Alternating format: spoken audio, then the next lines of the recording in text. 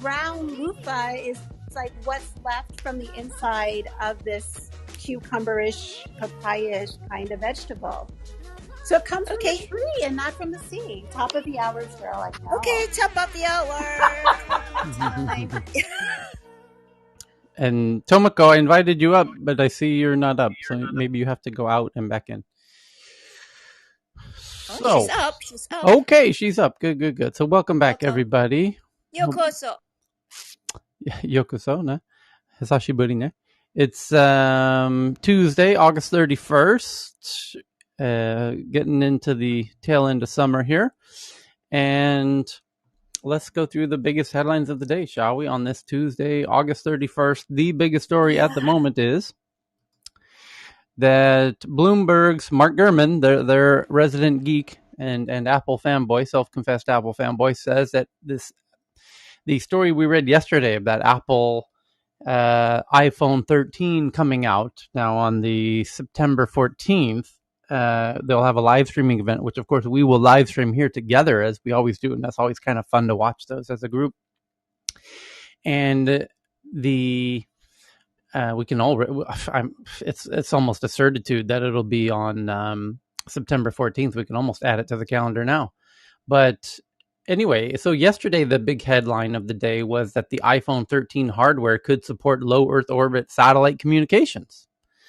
And Apple may work with Globalstar to enable connectivity when not in 4G or 5G range. And that led Globalstar's stock to jump, what was it, 30% or something like that? 50%? Something really crazy like that. I think it was like 46%, but I don't think they didn't mention Globalstar. That's just like some other people speculating. Correct. Some other people are speculating on Iridium and some other companies. Correct. You know. Yeah. Well, there's a new update, and by the way, because Globalstar jumped so high based on a non-officiated rumor, essentially, I was thinking that might be a short opportunity to watch, because if it turns out not to be valid, boy, that stock's going to $2 stock. You don't short $2 stocks. True. I wouldn't ever. Yeah, True. So the new update is from Bloomberg. It says that Apple's planned satellite capabilities for the iPhone are focused on emergencies, enabling text and crisis reports in areas without cellular coverage. And the question is how, and again, Mark Gurman at Bloomberg says he has sources that have told him this information.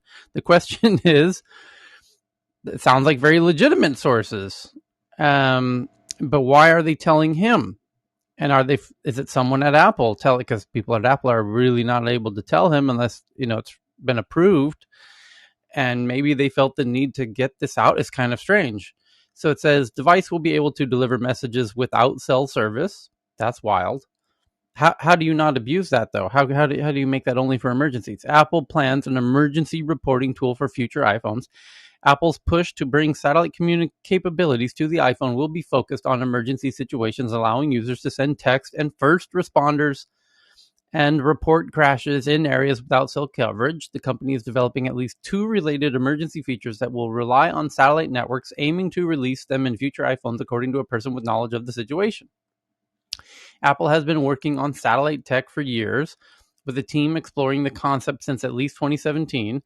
Bloomberg has reported speculation that the next iPhones will have satellite capabilities ramped up this week after TF International Securities Analyst Ming-Chi Kuo said the phone will probably work with spectrum owned by Globalstar. That's led to conjecture that the iPhone will become something akin to a satellite phone, freeing users from having to rely on cell networks, but Apple's plan is initially more limited in scope, according to the person, with the focus on helping customers handle crisis scenarios. How will they know that, though? How do you know this phone call is really important? And though the next iPhone could have the hardware needed for satellite communications, the features are unlikely to be ready before next year, said another person who asked not to be identified because the plans aren't yet public. Yeah, well, that's typically how that works with Apple. The features could also change or be scraped before they're released. And an Apple representative declined to comment. Oh, okay, so these are not Apple representative sources. The first component, dubbed Emergency Message via Satellite, will let users text emergency services and contacts over. Still, If it's there in your contact book, then how do you know? Over a satellite network, when there's no cell signal available, the feature will be integrated into Messages app as a third protocol alongside the standard SMS and iMessage and appear with gray message bubbles instead of green or blue. The second feature will be a tool to report major emergencies, such as plane crashes and sinking ships. you know all those times you saw a sinking ship and you're like, I really want to report this right now. Also using satellite networks. The texting via satellite tool, codenamed Stewie inside Apple, will restrict messages to a shorter length. The text will automatically push through to an emergency contact phone, even if the do not disturb setting is on. One planned design will let a user send the message by typing emergency SOS, where they would usually input a contact name. In addition to delivering text, the service may eventually be able to handle some phone calls too.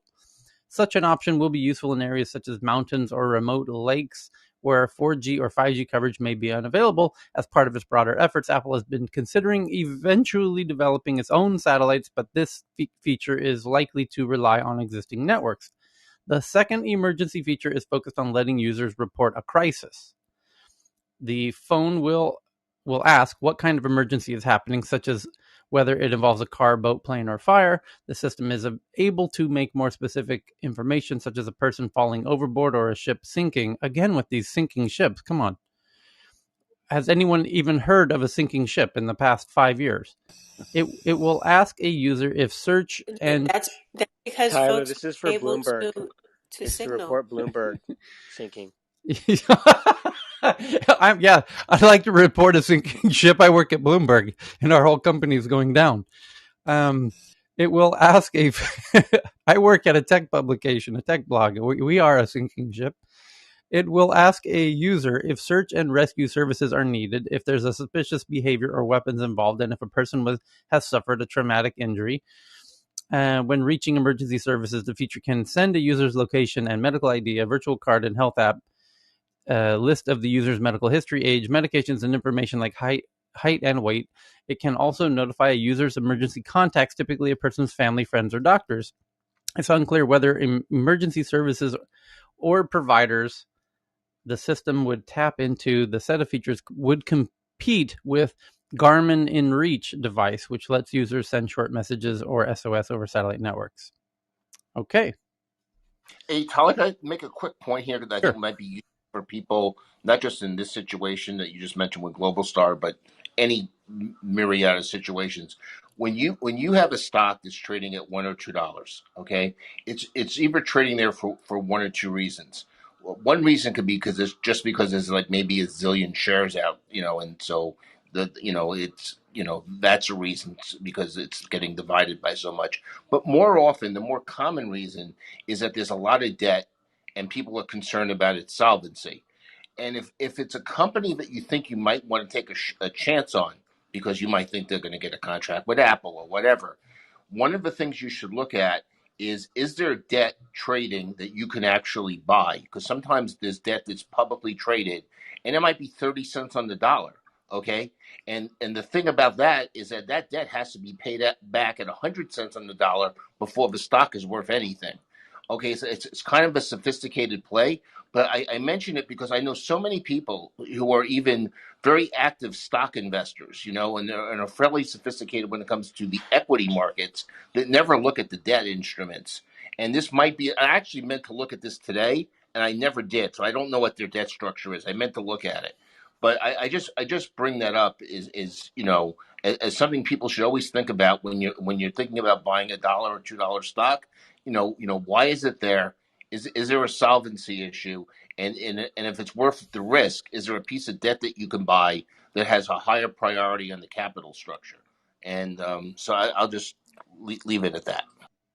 Okay, thank you for that. So headline number 2, shall we, is from Billboard magazine, not one that we cover much here. Matter of fact, that might be the first instance of a Billboard.com headline. So it's obviously music biz related. And it says, Apple acquires classical music streaming service called Primephonic, giving its users 6 months free its users 6 free months of Apple Music and will debut its own classical music app in 2022. So I guess Apple has acquired Primephonic, the classical music streaming service, for an undisclosed amount, the company tells Billboard, and now they're going to essentially repackage that as its own standalone classical music app. Let's keep that whole classical genre just totally separate from the rest of the Apple Music franchise, because that's a whole different thing. So anyway, that's a quick and easy headline that nobody under the age of 40 cares about. Because for those customers, you may need to send them physical product. That's why. The next one's from Bloomberg. It says, state media says China is restricting online gaming time of minors to 3 hours most weeks of the year, from 8 p.m. to 9 p.m. on Fridays. That's, well, I guess when a country of over 1 billion people and you have your kids only able to play video games from 8 p.m. to 9 p.m. on Fridays, that officially becomes gaming hour. Like every Friday, 8 p.m., all the kids of China play video games for an hour. So it turns into a really interesting futuristic scenario. But yeah, China's restricting gaming time for minors to 8 p.m. to 9 p.m. on Fridays and weekends and public holidays. So what do parents of kids do between 8 p.m. and 9 p.m. on Fridays and weekends? Like you can't schedule anything, no dinners, no nothing. That's official video game time for the kids. I hadn't thought of that yesterday when we had this headline come up. It was breaking news when we met in our last meeting 12 hours ago. The country is imposing its strictest limits yet on playtime. Beijing is waging a campaign to groom productive youths, to produce. They will become So only 1 productive hour in a learning week? how to get around that system. So only an hour a week, Tyler? Maybe this is how you create amazing hackers. That's what I'm thinking. Yeah, this is truly genius. China has figured out how to make a whole generation of amazing hackers. Tell the kids they can only play. Another angle though. So only 1 hour for the kids to play games? Yes. So where can the parents find time to make babies? Now that's interesting. Yeah. Maybe they'll set the bedtime. Oh my God, they have to also spend for time kids. looking after the kid, and then they have no time to make babies, Tyler. So it says China will limit the amount of time children That's play an oversight. video games to just 3. Well, somebody else made the comment that as soon as esports joins the Olympics, that they will reverse this decision. That's where they're supposed to spend on nannies and increase capital flow in the economy. But with your hacker comment, that's a prime placement for the Dukes of Hazzard theme song, right? Because in that show, it was all about contraband moonshine. And so for these kids, if they find a workaround, they're all air, right? Like, hee-haw, Yeah, that'll become a very lucrative business, because Chris can confirm, growing up in Southern California, and I'm sure everywhere in the U.S., when you can only buy alcohol when you're 21, but yet you start partying, when you're about 16, 17, and there's this awkward 4 years where you have to convince adults who can legally consume it to buy it for you. Spotters. Yeah. So you have to hang out in front of the 7-Eleven and convince some 21-year-old looking person to go inside and buy the alcohol. Hey, bro, do you think you can help me out? Yeah. So it's this funny ritual that everyone has to go through, unless you grew up in San Diego, and then you can just hop over the Mexican border and go crazy all night, as we used to do growing up in San Diego. So we didn't have that problem, but the rest of America sure does. But this could not the same apply with these kids with their video games, like, trying to convince some, somebody who's legally able to play the video game to. I can just imagine the kid is holding the device with his phone, with his hands, but over, kind of angled over to the right, so that the camera's facing a person who's not actually playing, and I'm playing it, but I have to stand shoulder to shoulder with them, so that the camera doesn't see my face, but sees their face. No, Tyler, the hacker angle is so much better because here's the thing. If you're an intense gamer, you care that when you're playing your games, it's racking up on your account. Oh, right. Getting your points. That's right. So playing on another person, an older person's account isn't going to help you much. You're going to just figure out a way around this this setup that is restricting your own personal account. I like how you're thinking. They will have a generation of hackers. It's genius.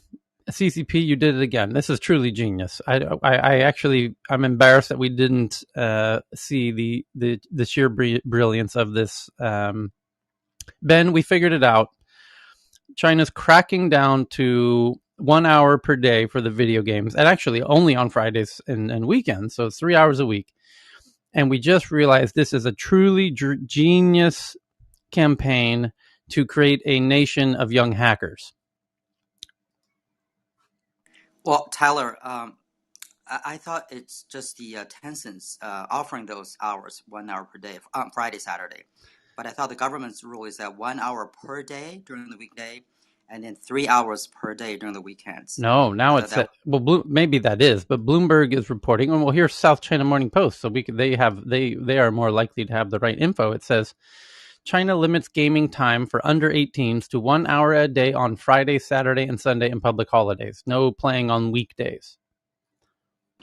Tyler Sadamni here, which could also mean that they want their children to go out and physically play sports or games and stay fit. Yes, yeah. They don't want you to become zombies. Exactly right. And it even says to make a more productive society.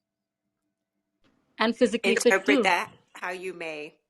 Well, there's also this could in some, it's kids, so the kids aren't really part of the work culture, which is the whole lying flat phenomena, which is just China's version of it. In America, we're calling it the resignation movement, or what's it being called in America, and in the West, we're calling it like the Great Resignation. The Great Resignation, where people are not working like they used to. China is calling it the lying flat movement, where people are just, very reluctant to go back to work after COVID. And, maybe this, in some way, maybe this is somehow related where they want to keep people active and productive and not all consumed and addicted to video games. And they clearly are stating in the Chinese media that they really want to avoid gaming addiction and social media addiction, and have quite strong words, calling it opiates of the mind and drugs, opium of the spirit and things like that. And, to be honest, when you look at what people are saying on Twitter about this is one of those unique moments where a whole lot of Americans are agreeing with the Chinese government on this. There's a good percentage of people in the West who think this is not necessarily a bad idea. Especially parents of teenage boys in the US. Yeah. I think it's a really good idea. By the way, what about offline? This is online restriction, right? Does that mean there's a good opportunity for sellers of offline games, like standalone games, which nobody can actually control? Like PlayStation? Yeah. The arcade industry is coming back. I'm sorry. Buy GameStop. I'm showing my age now. Everybody. That's a great point. Yeah, like internet connected games. Yeah, standalone games. We should go sell more games. There's going to be more, more demand. It's a huge business opportunity. Mahjong. Do you think they will ask to do CCD in the house and make sure they're monitoring you? But I wonder whether it would work for this generation, because they grew up with social gaming. I mean, for those of us that may have grown up with Atari, where we just played with our friends that could come over to our house, it's one thing. But for these kids who are used to talking with and seeing and gaming simultaneously, I don't know if standalone video games are going to do it for them. So check this out. The South China Morning Post, who, they have friends on the ground there, so they can get accurate information that Bloomberg, for whatever reason, is unable to do, says the National Press and Publication Administration, the NAAP, China's top watchdog for gaming and other forms of online media, formally issued the rules to combat gaming addiction among teenagers, according to a report by state media outlet Xinhua, which Xinhua is one of the big official state newspapers. The previous rules, don't worry about those. The notice also states that companies must strictly implement the real name registration and login system in their games and not provide access to video games for those who are unregistered. The gaming, so there's your identity verification system. The gaming unit of Tencent said in a statement on Monday that it supports the new regulation and will implement the new requirements as soon as possible. Well, you don't have a choice, Tencent. The next one is the quote where it says, many parents have said that the gaming addiction problem among teens and children has gravely affected their ability to learn and study, as well as their physical and mental health, even causing a series of societal problems, a spokesperson for the NAAP told Xinhua, and which is the National Press and Publication Administration. So a government agency says many parents have told them that this is even causing a series of societal problems. So that now, and by the way, getting kudos to South China Morning Post for getting that quote from the actual agency who's actually enforcing this new regulation, because then now we actually know what is really driving this. We don't have to guess what's behind this, and why Bloomberg and other outlets can't do that. It confuses the hell out of me. Go ask the agency, the NAAP, who's the outlet, the agency who's actually driving this new change, and ask them, what's behind this, and get the quote. And there's the quote. Many parents have said that the gaming addiction problem among teens and children have gravely affected their ability to learn and study. That's an interesting revelation. They're very much clearly implying they're worried about that it's an education issue yet again, as well as their physical and mental health. Very revealing as again, and even causing a series of societal problems. I highly doubt parents are telling government agencies that video games are causing societal problems. That sounds more like they might be projecting and making that last bit up a little bit. But at least it does give us an insight into the thinking behind the agency who's driving this very interesting policy. And like I said, even there's no shortage of Americans who think this is not a bad idea. Even people on this stage are thinking, you know what? Why maybe it's time for other that we might be smart to watch this closely and see how this works out. And there's certainly Tyler? people thinking, go ahead. Just a quick echo Lakeisha's point. I think nowadays kids are playing games large. Well, I don't know large, but a big part of it is actually communication, staying in touch with other friends and social. They actually chat on Discord or stream or whatever. Right. So I'm thinking maybe there is a opportunity or another option where even though the gaming time will be limited to 3 hours a week, but other means of communication like chatting software, whatever that is, would be ostensibly allowed under these rules. Yeah. So that might be an opportunity to push more to be popularized among the kids. Yeah. Tyler, you know what? Tyler, hold on, Cheryl. I just invited a whole bunch of people up. great. Ben, you bring up a great point, which is gaming has become incredibly social. With the point you raise about Discord, it's no longer an isolating event like it was 5 years ago. Now with all the, it's almost become a standard to have conversations in real time with groups of other gamers. This reminds me of an article I tweeted out, and I was just wondering what people are thinking about this. There's this guy, a gamer. I feel ashamed that I forgot the name since I read the article. I think it's something like J Lord, who had a multi-million-dollar contract to play video games for Twitch, and then it became news that he switched to YouTube, right? And this guy is like 18, 19 years old.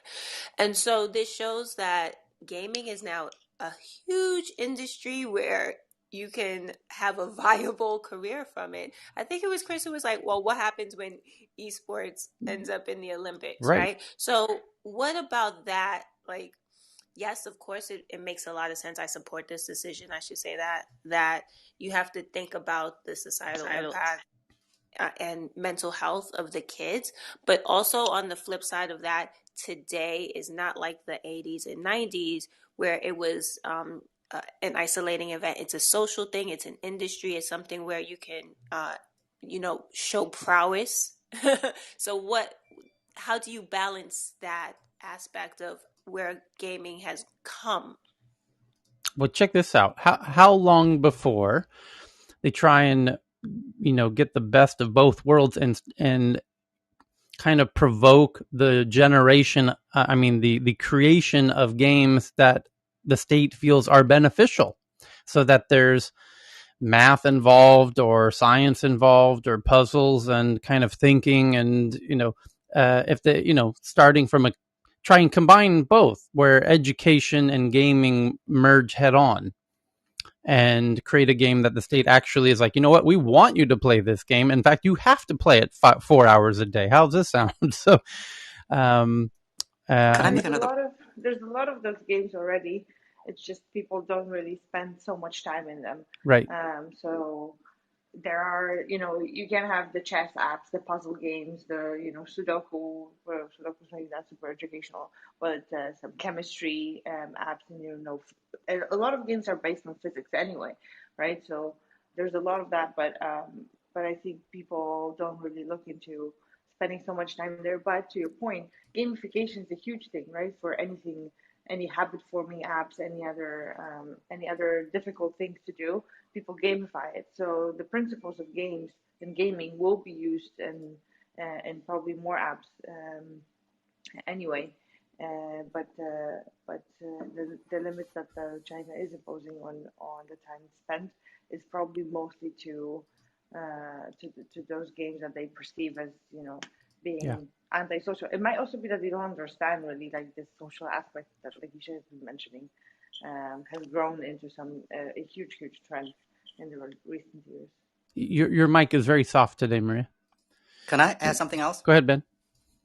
Yeah, so China is a big player in terms of in the gaming world. Yeah, Korea, US, China, they tend to be. So I don't know what the impact of this would be, but I would be curious to know whether there's any survey or research data showing the sort of a detrimental effect, like opium, if you will, of gaming on the kids in China. I think there's something like that in the US. But that would show us somewhat of a motivational background of this particular proposal, rules in China. So the last thing I want to say is that going back to what you're saying about let me interrupt between those two thoughts, because here's a headline from 5 days ago from Engadget: South Korea to end its controversial gaming curfew. It took 10 years. Gamers under 16 in South Korea have a reason to celebrate today. The country plans to end its shutdown law, aka the Cinderella law, which prevented underage game players from gaming between midnight and 6 a.m. The Korea Herald reports. When it was introduced in 2011, the law was meant to prevent gaming addiction. At the very least, it gave kids 6-hour block to get some sleep. And by the way, there were reports of young Koreans literally dying from not sleeping due to video game playing. And so that's why this law came in, and now 11 years later, they're now removing it.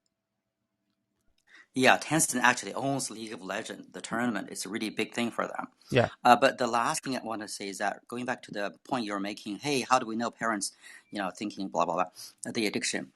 I actually know, not very well, one of the biggest, a founder of a gaming company who has since sold his company and for billions, whatever, and retired. I have to say that there's a sense of I'm going to say this wrong, guilt, if you will. So he basically did not want to do anything about gaming anymore. He's made his money, and he just wanted to do something more medical research, just to help people to recover or whatever it is. I'm not directly on gaming, but I think there's a sense of gaming, particularly if this develops into an addiction. Again, I don't know those numbers in China. It could be very detrimental to the health. Yeah. Somebody was mentioning opium or something, but anyway, that's a very dark stage in China. So I remember the Korean headline years ago of two parents who left their baby at home to go play at a cyber cafe, when that was the place people would pay per hour to play on very expensive video game rigs in a video game cafe, and they didn't go home for 24 hours and the baby died. And it was like, yeah, I mean, if that's just more dystopian than anything I can ever imagine. And I can understand considering making laws to prevent scenarios like that from happening. But it's interesting to see Korea reverse their decision the same week that China's implementing, a kind of a similar scenario. But we'll see how this all plays out. So we got to get into the next big headline at the moment, which is the White House announces the U.S. Digital Corps, a 2-year fellowship aiming to recruit early career software engineers and other technologists to work at federal agencies. Well, this is... I understand what's going on. There's a notable lack of geeks interested in doing anything with the government. And so let's read this a headline again really quickly. White House announces U.S. Digital Corps, like the Marine Corps, but it's the Digital Corps, a 2-year fellowship aiming to recruit early career software engineers and other technologists to work at federal agencies, because we have a unique problem in the US, which is, if you are a geek, if you understand technology, Silicon Valley is, calling your name, and there are billions of dollars to be made and over that hill, and everybody's excited to become a unicorn founder. And it is an incredibly attractive, you could say it's it's not only the American dream, it's kind of the, from a geek perspective, now sort of a global dream. This dream is not in any means unique to America. There's new unicorns popping off every week in India at the moment. So this, why go work for now at the same time that's happening, the government agencies are notoriously, traditionally tech phobic. And I mean, it was the antithesis of Silicon Valley. On Silicon Valley is all of the smart geeks, all, working around the clock, working on crazy innovations. And then you have Washington, D.C., which is literally the opposite. It's your grandparents who can't figure out how to do email or restart their router. And the UN and Washington, D.C. and Capitol Hill and the White House and the UN in Brussels or Geneva, take your pick, is just the EU Commission or, Geneva with the UN. It's just the most unsexy, untech thing you can imagine. I honestly can't think of something, more untech than big government from the American geek perspective. And so that's a real problem, because now in the past year and a half, year-ish, maybe really in the past year, these government groups like the White House and the Capitol Hill, Washington, D.C., and the EU and the UN are all woke up in the past 12 months and realized, holy shit, this tech stuff is really important. This data stuff, oh my God, this is super important. And China's like, yeah, you idiots, what took you so long? Of course this is important. Of course this is the future. Of course this is where it's, what really matters. And now that the governments are waking up, the geeks want nothing to do with you, because for the past 20 years, you were totally ignorant, deeply phobic of tech of any kinds. And so there's a real heavy reluctance of geeks to engage in any kind of government thing at all.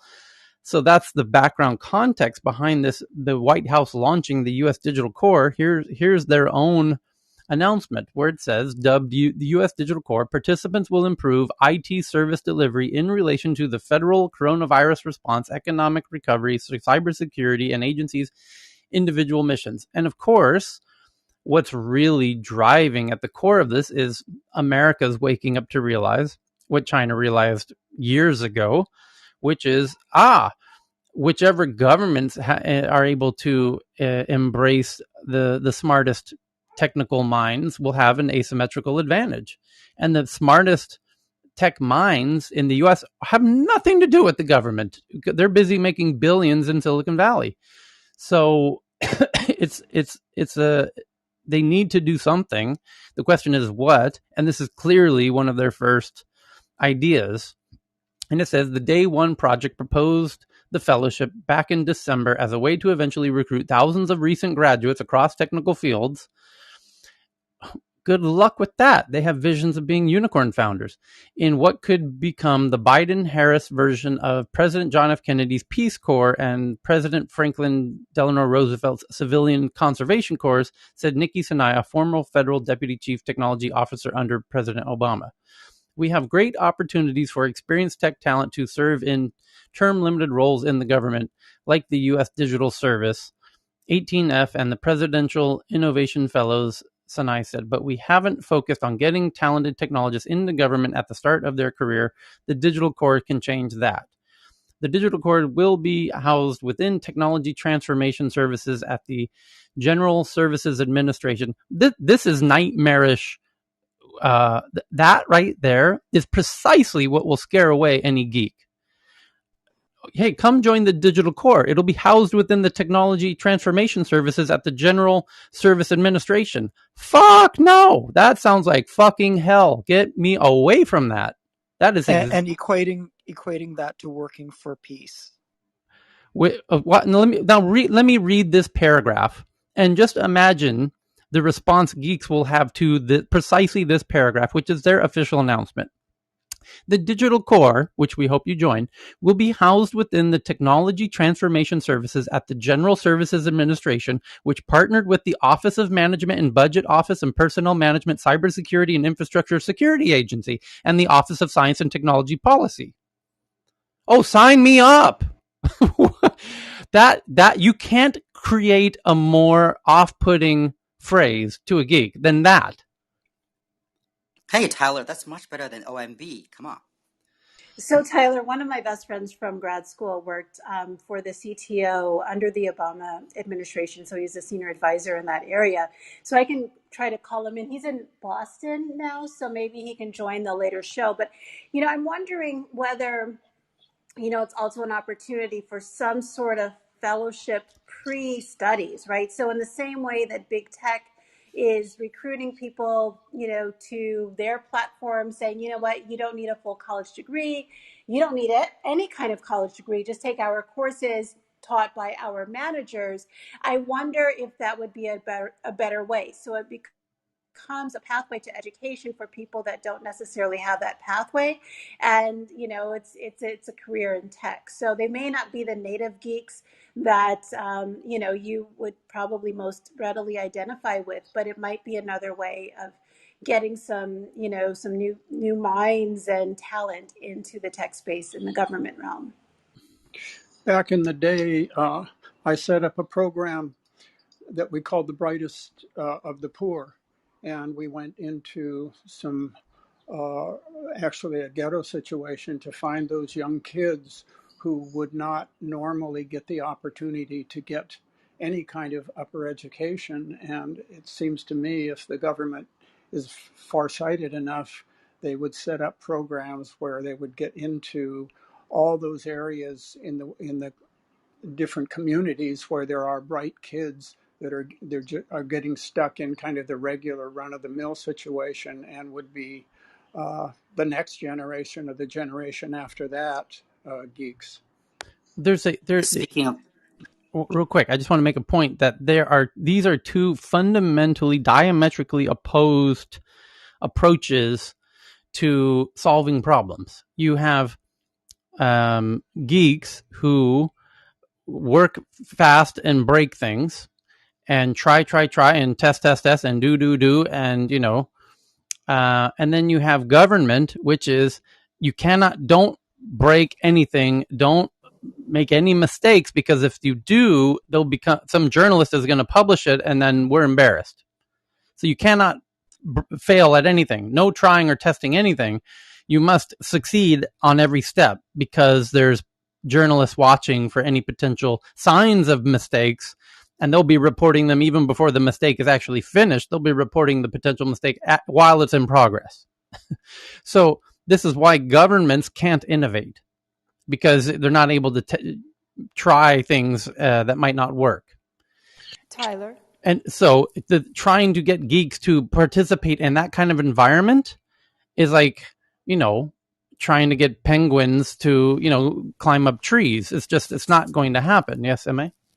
Well, just to add to that, which is interesting, the government tends to give those contracts or allow those contracts to be bid on by, for example, the likes of Accenture, Deloitte, and IBM GBS.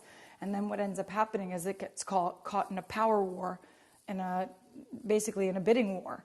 Because the DoD, the Department of Defense, they work with Accenture, Deloitte, and all of the big four. You know what I'm saying? They work with them. And those are usually the people that go in and start to assess, trying to bring innovation, right, into those organizations, into the governmental organizations.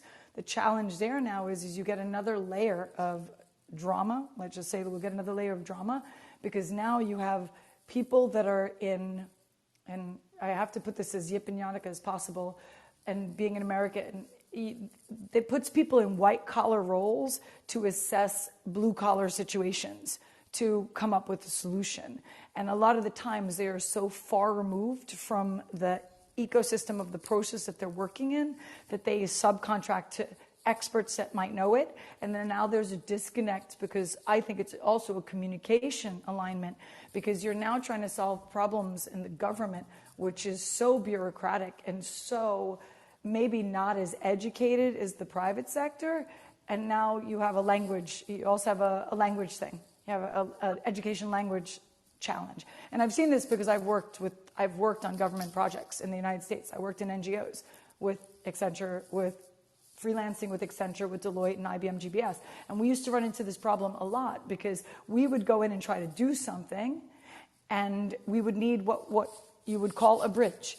And that's tend to what I like to be as a bridge. You tend to have someone that understands what's going on in the government's processes, that could translate that into the understanding of the language that the consultancy could understand, so that they could actually deliver an architected solution that will work to solve real problems for the government. And a lot of the times when you see where they need to go is they also need to educate the people on the systems that they're upgrading to. And the baselines are so dramatically different that also causes just a complete cluster poop, because you have so many touch points where people, you have so many touch points in the process that in some ways one or two things are going to fall in between the cracks. And a lot of the times there's a lot of money spent on the project before someone realizes it's not working well enough. So, I think it comes down to ecosystem, which I think Tyler and Ame were both mentioning. And I'm thinking about the work that Beth Simone Novak was leading under the Obama administration as well, to try to bring in citizen science and open innovation, open science into the government realm. And Tyler, I really like your analogy of, trying to get penguins to climb trees, because it's not only the geeks, right? It's also the ecosystem of the government, of the federal bureaucracy. And so, I know that attempts have been made, but I just don't see how true progress will happen anytime soon because of the deep entrenchment. And I tend to be an optimist, but I think it's fundamentally a challenge of just differing ecosystems. And so if you want talented, creative people who are not afraid to fail and break things, to try to do so in an environment that is just so incredibly bureaucratic, I think there's just going to be a lot of clashes. Hey, Tyler, I would like to be a little more optimistic, though. When you think about the technology that we're living off of is a lot of it is actually government funded.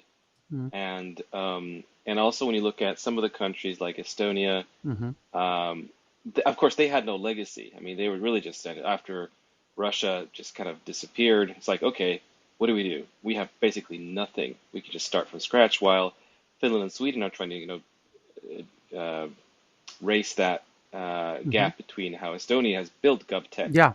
And again, in the U.S., if you look at like the seeds of 4G, 5G, other like technology foundations, it's based on government funded big projects. So I think there is there is possibilities. Yes, there it is. What you just described sounded like a horror story for any tech geek, but I think there are ways to do that, and it has happened before. But it's challenging. You bring up speaking. Hold on, Ben. You bring up a great point, which Scandinavians, of which I'm an unofficial member, we will look at Estonia with a lot of interest, because that was on the tip of my tongue as well, right before you said it, and because that's a government who seems to get it more than any other, and although Israel's high on that ranking, Singapore's pretty high on that ranking, but Estonia is in a whole other category, and being as close as it is geographically to Finland, very close even culturally to Finland, and then geographically to Sweden, it's been influential. You can't, the Swedes and the Finns look at Estonia like, holy shit, like, what are these kids doing? This is wild, like really innovative, really progressive, and forces you to reevaluate your own approach to things just because your neighbor next door is kicking your ass on some particular aspect, and that happens. And I wish Estonia was next door to America, so that we would also realize how far behind we really are from by comparison. And I mean, Sweden's actually not, and Finland aren't that far behind in the American sense. But it's funny, isn't it, how having a neighbor who's a real leader in a particular area forces its neighbors, especially in the Nordics, where there's kind of have a friendly competition with each other. I wish the Estonian thing was more understood globally. Sorry, Ben, go ahead.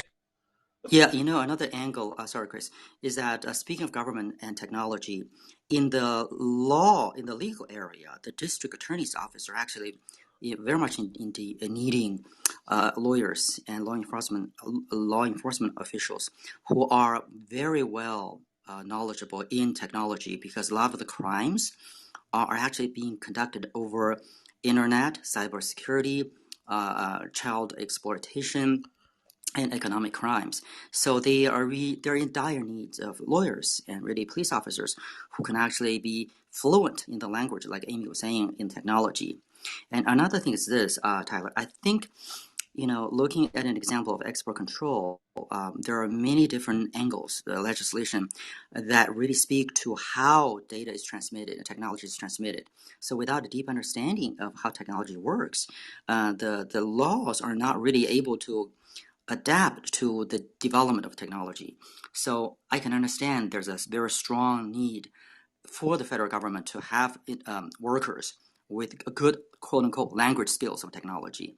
And on the converse side, it may even be helpful for the technology industry to quote-unquote infiltrate the federal government in a benign way, which is really to educate, to engage, so that legislation's rulemaking would be more sensible, without being very passively receiving how the regulation would impact those of us in the tech industry. Okay, let's get into the next headline here. An email to some sorry, I passed over one. Some Apple employees say their privacy is not well protected by Apple. And that's the first half of the headline, and that's you have to pause and contemplate that part, because Apple's whole big claim to its users and why you are willing to pay far more is for this privacy. I mean, that's their big claim to fame over the past 5-10 years was privacy. We're the privacy company. And yet here in the headline, some Apple employees say their privacy is not well protected by Apple. Say what? And yet they decry norms and rules at Apple that encourage personal iCloud accounts to be used at work. The company has taken a strong stance on safeguarding its customers' data, but some employees don't believe it protects theirs as employees. And it tells the story of Jacob Peterson was sitting down on with his manager during his first week at Apple when he was told, with little fanfare, that he needed to link his personal Apple ID and his work account. The request struck him as odd. Like anyone who owns an Apple product, Preston's Apple ID was intimately tied to his personal data. It connected his devices to the company's various services, including his iCloud backups, how could he be sure his personal messages and documents wouldn't land on his work laptop? Still, he was too giddy about his new job as a firmware engineer to care. He went ahead and linked the accounts. 3 years later, when Preston handed in his resignation, the choice came back to haunt him. His manager told him to return his work laptop and, per Apple protocol, said he shouldn't wipe the computer's hard drive. His initial worry had come to pass. His personal messages were on his work laptop, as were his private documents concerning his taxes and his recent home loan. Preston pushed back, saying some of the files contained highly personal information, and there was no reasonable way to make sure they were all removed from his laptop without wiping it completely. He was told the policy wasn't negotiable. Preston's story is part of a growing tension inside Apple, where some employees say the company isn't doing enough to protect their personal privacy and, at times, actively seeks to invade it for security reasons. Employees have been asked to install software builds on their phones to test out new features prior to launch, only to find the builds expose their personal messages. Others have found that while testing new products like Apple's Face ID, images are recorded every time they open their phones. If they did this to a customer, people would lose their goddamn minds, said Ashley Jovic, a senior engineer program manager. Apple employees also can't use their work email addresses to sign up for iCloud accounts, so many use their personal accounts. The blurring of personal and work accounts has resulted in some unusual situations, including Jovic allegedly being forced to hand compromising photos of herself to Apple lawyers when her team became involved in an unrelated legal dispute. Underpinning all of this strident employment agreement that gives Apple the right to conduct extensive employee surveillance, including physical, video, and electronic surveillance, as well as the ability to search your workplace, such as file cabinets, desks, and offices, even if locked, review phone records, and search any non-Apple property such as backpacks, purses, or company premises.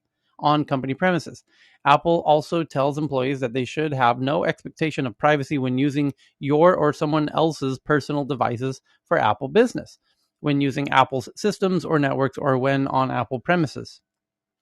Many employees have a choice between getting an Apple-owned phone or having the company pay for their own phone plan, but one source tells The Verge that trying to maintain two phones can become impractical. In software engineering, certain employees are expected to participate in a live-on program that puts out daily builds with bug fixes. You can't have a successful live-on program without people treating these devices exactly the same as their personal phone.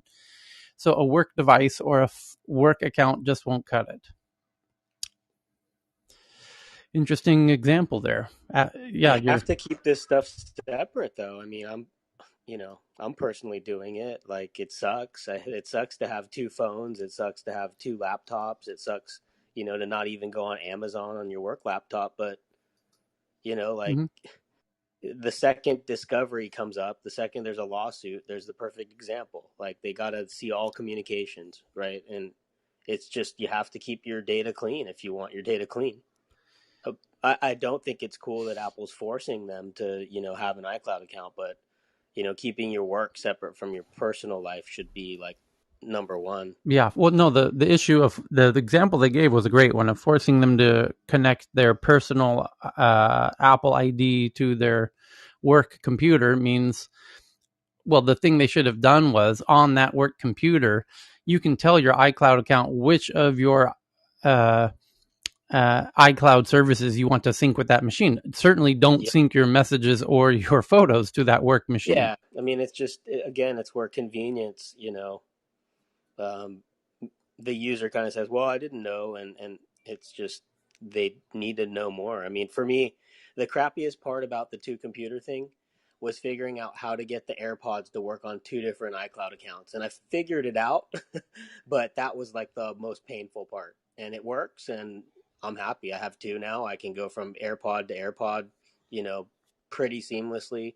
That was the one pain point that I was like, oh crap, I'm stuck, but there is a way to do it. So if you ever need to know, just hit me up. So Ashley, who's named in this article, has taken to Twitter to say, Apple has an internal culture of surveillance, intimidation, and alienation. Employees are closely monitored and our data hoarded in the name of secrecy and quality, and we're told we have no expectation of privacy, while Apple says publicly privacy is a human right.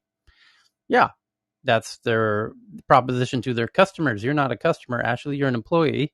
And we're told we have no expectation of privacy. So you're conceding and admitting to the fact the company wasn't ambiguous about this. They tell Apple employees, you have no privacy. We, as a company, need to know everything our employees are doing, even on a personal level.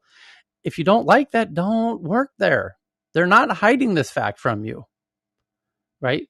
And the guy in the story was told, do this, and he had a moment to just, reconsider. He did reconsider, and then he made the decision. You know what? Okay, fuck it. I'm making the decision. I'm an adult. It's called personal responsibility. And for some reason, people want to delegate their decision making to other entities. If you go to a company and they ask you to do something you don't feel comfortable with, you either agree to do it or don't. And once you agree to it, why go to a journalist and complain about it after the fact? You sat in that chair at that moment and thought, oh, this could be really bad. This could really bite me in the ass. If you are a cognizant adult, if you're not comfortable with that, don't do it. They're not hiding it. And you're admitting they're not hiding it. Sid's in the audience. Apple employees understand what they're signing up for when they work at Apple. It's an incredibly secretive company who, to protect all of those secrets, require knowing what their employees are doing on their personal Apple accounts, because they need to know if you're leaking information. They're transparent about this. What's the problem? You're agreeing to something that you don't agree to? Don't do that. Don't agree to things you don't agree with. Don't sign up for things you don't want to sign up for. They aren't hiding it. This is your fault, you stupid fuck. Stop going to journalists and saying, oh, I agreed to something I didn't want to do. And then try to complain about it. This was not hidden from you. Now, if you had signed up for something and then you found out, oh, I never gave Apple permission to log into my personal Apple account, and they logged into my personal Apple account. That would be totally different. That would be they snuck into you without you ever knowing, without you ever giving permission. This is not what's happening. You gave them permission to do that. You realized that was not something you wanted to do. Obviously, lots of Apple employees have no problem with it. And if you have a problem with it, that's the moment when you should pause, reconsider, recalibrate, and think to yourself, let me sleep on this and come back to you tomorrow. I didn't realize that was part of this whole scenario. And I'll even go so far as to say Apple should take note of this article and go to, and I imagine they will, be more upfront in engaging when they get into the serious part of the conversation where somebody's thinking about joining the Apple team. They should let them know earlier in the process, hey, you know what? One thing you'll have to consider if you do consider to join us here at Apple is that we will need access to your personal Apple account. However, we've already described how there's a middle road in between here, which is when that gentleman in this article was asked to sync his personal Apple ID with his, then he should be able to turn off his messages and photos, or just as anyone can do on any new Apple device. And every time I get a new Apple device, whether a laptop or a phone, I decide which of my iCloud activities I want to sync with that device. And he gives the example of a laptop, and he synced his personal photos and his personal iMessages with his work computer. Don't do that. He'll probably say he's not that good with computers. But well, Tyler, there are even though he's a developer. He has no case. In all likelihood, like you were saying, like 90% of this was already in his employment offer letter and whatever else he had to sign as an engineer. And when they asked him to be a tester, I'm sure there were all sorts of stipulations there too that he should have read and known. I don't think there's any case here. I just want to offer a different perspective slightly. Sure. I cannot speak to the case fact, but there are some rights that you are not able to sign away, even if it's an employment agreement. Again, I don't know exactly of the cause of action he's going on. If it's really a basic human rights, I think possibly he may have an argument either on that or on whether there's reasonable accommodation for Apple to provide with him to protect that aspect of his rights. But again, I don't know the exact fact of this case, but in theory, there are possible causes of actions that he may go off. There are extreme cases such as your basic human rights. Even if your employer asks you to sign off, as in, I don't know, sell yourself or something, the courts probably will not recognize those clauses in the employment agreement. I In highly California, it's doubt quite that preferred. Apple, after all Well, these I'm years giving and an all these example. lawyers, is going to have something that is designed to like get away with it. I think they're pretty kosher about these things. Here, the other thing is they have how many people work at Apple? That would be my the main question. It's more than 10,000 people.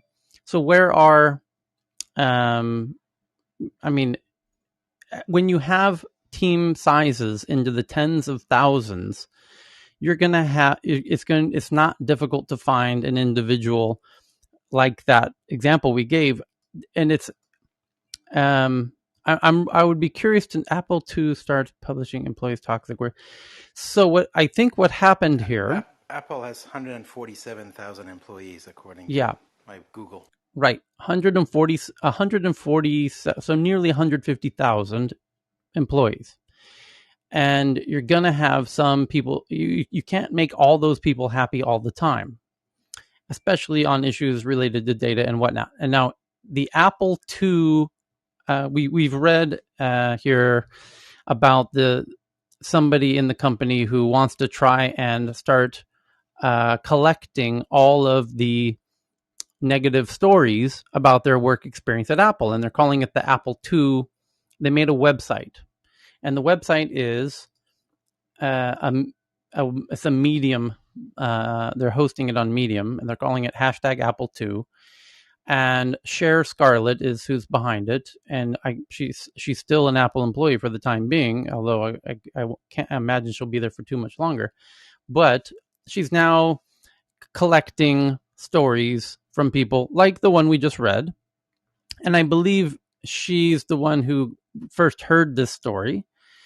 And she says on the Apple II blog that she's created on Medium, it says Apple II Digest #1.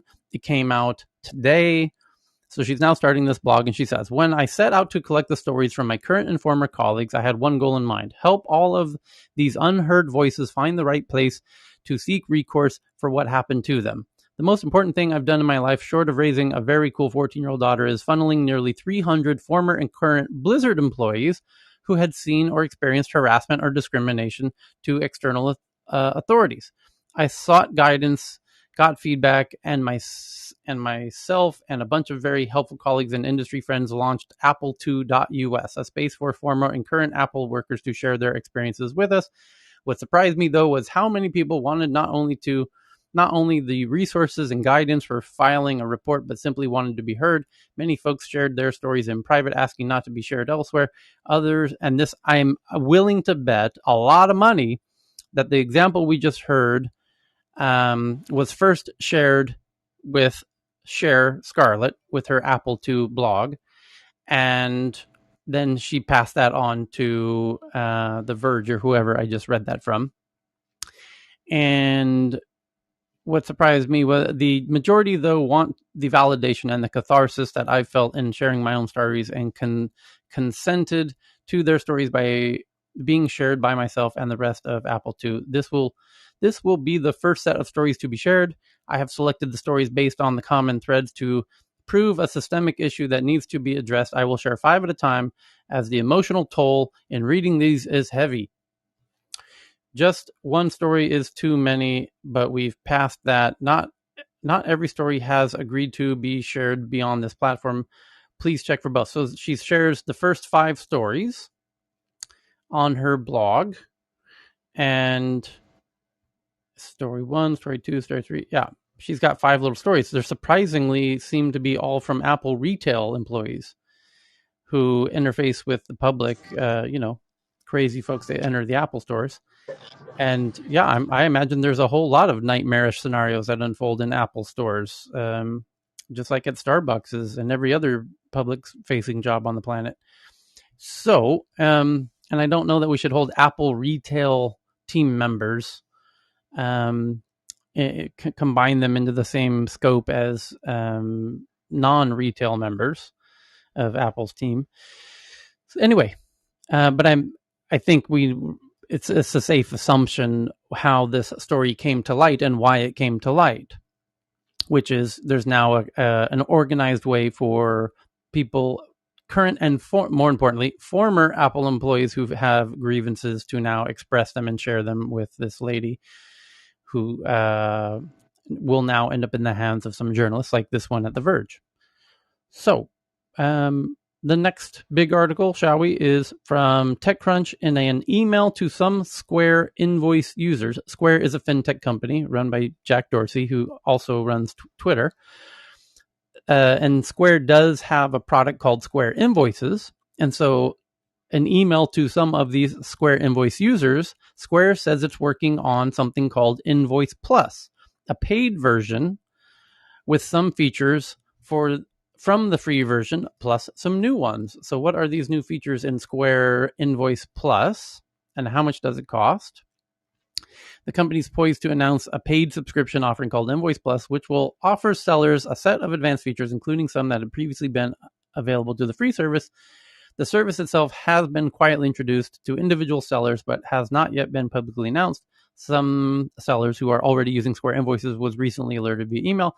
In the announcement shared with some sellers, the new subscription will include a series of features that are released in the past year as part of a limited trial. They include multi-package estimates, custom invoice templates, and custom invoice fields.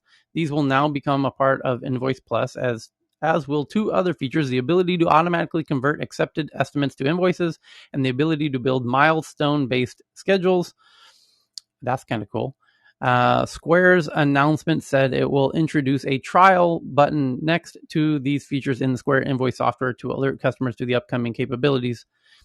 And so it looks like they're going to build out a robust invoicing system. Fantastic. I hope they do. So it's a very big space after all.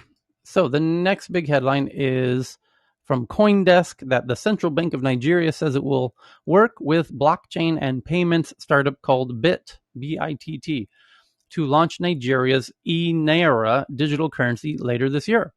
The Central Bank of Nigeria said on Monday it will work with BITT, a blockchain and payment startup, to launch the E-Naira digital currency.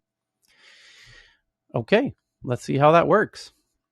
And maybe Messi or somebody, maybe Mabwana, you have a thought on Nigeria launching their E-Naira digital currency? Because it seems Nigeria is one of the most active cryptocurrency users on a kind of percentage basis, yeah? But they're using... Yeah, do you hear me? Yes. My inbox is kind of blowing up with all the news this morning. Yeah. But obviously this follows the fact that earlier in the year, Nigeria had banned Bitcoin crypto usage. And so this kind of in the works. They knew they're trying to launch their own central digital bank currency. I think some of the things that people are surprised about is they didn't pick a Nigerian startup or a Nigerian firm to work with them. They kind of went for, I think it's a Caribbean originated solution, or at least they're modeling it on the Caribbean. I've forgotten the country's name. Maybe Ami can help me out if she's looked it up. But yeah, that's kind of all I know for now. But this was expected, and Nigeria is moving ahead with their E-Naira, so that'll be interesting. And then, so other things I noticed. Other things I noticed in the press release, or at least the news, is that they're going to have tiered accounts. So you can sign up for an E-Naira wallet with no bank account, so you can get unbanked and have a one-tier wallet. And then if you have a certain balance, you can and compliance, you can get another tier if you have like $1,000 equivalent in your account. And then the transfers will be free within the E-Naira. So that will actually affect massively the domestic payment services. So we know there's OPay and a number of companies like, for instance, Paga or OPay, which are startups that have been built over time that generate a lot of revenue over fees domestically. They might be affected dramatically if people start adopting this and start sending money for free within Nigeria. Yeah, so they are in Barbados. I have a Google view of their office. They're in the Wildy Business Park on U.S. Embassy Road, Bridgetown, Barbados. So, it's a good question. And then it continues. It's an interesting similarity with India and China, where when they start, the first announcement is always they're banning Bitcoin, and then there's always a follow up. Oh, we have our own, our own digital currency coming out. But the first step is always kind of cracking down on Bitcoin, as this we're now seeing a dependable kind of pattern emerge here. Somebody was trying to jump in there. No. Just I think Mobana has said everything. Just one little bit that they added is the non-interest bearing status of like digital currency. So there will be no charge if you do transactions within your wallet, but you can link it to your bank account. So it's sort of like online banking, and they wouldn't charge you for those transactions and things like that. So yeah, that's a little bit of interesting part that I thought is are they really trying to compete even with the other banks who are doing the usual transaction processing and by doing it free? I don't know, but that's the interesting part. Okay, so the next one is Sensor Tower, which gives data. It says Telegram crossed 1 billion global downloads with 214 million installs in the first half of 2021, up 61% of total global downloads coming from India. So a whole lot of Indians signing up for Telegram.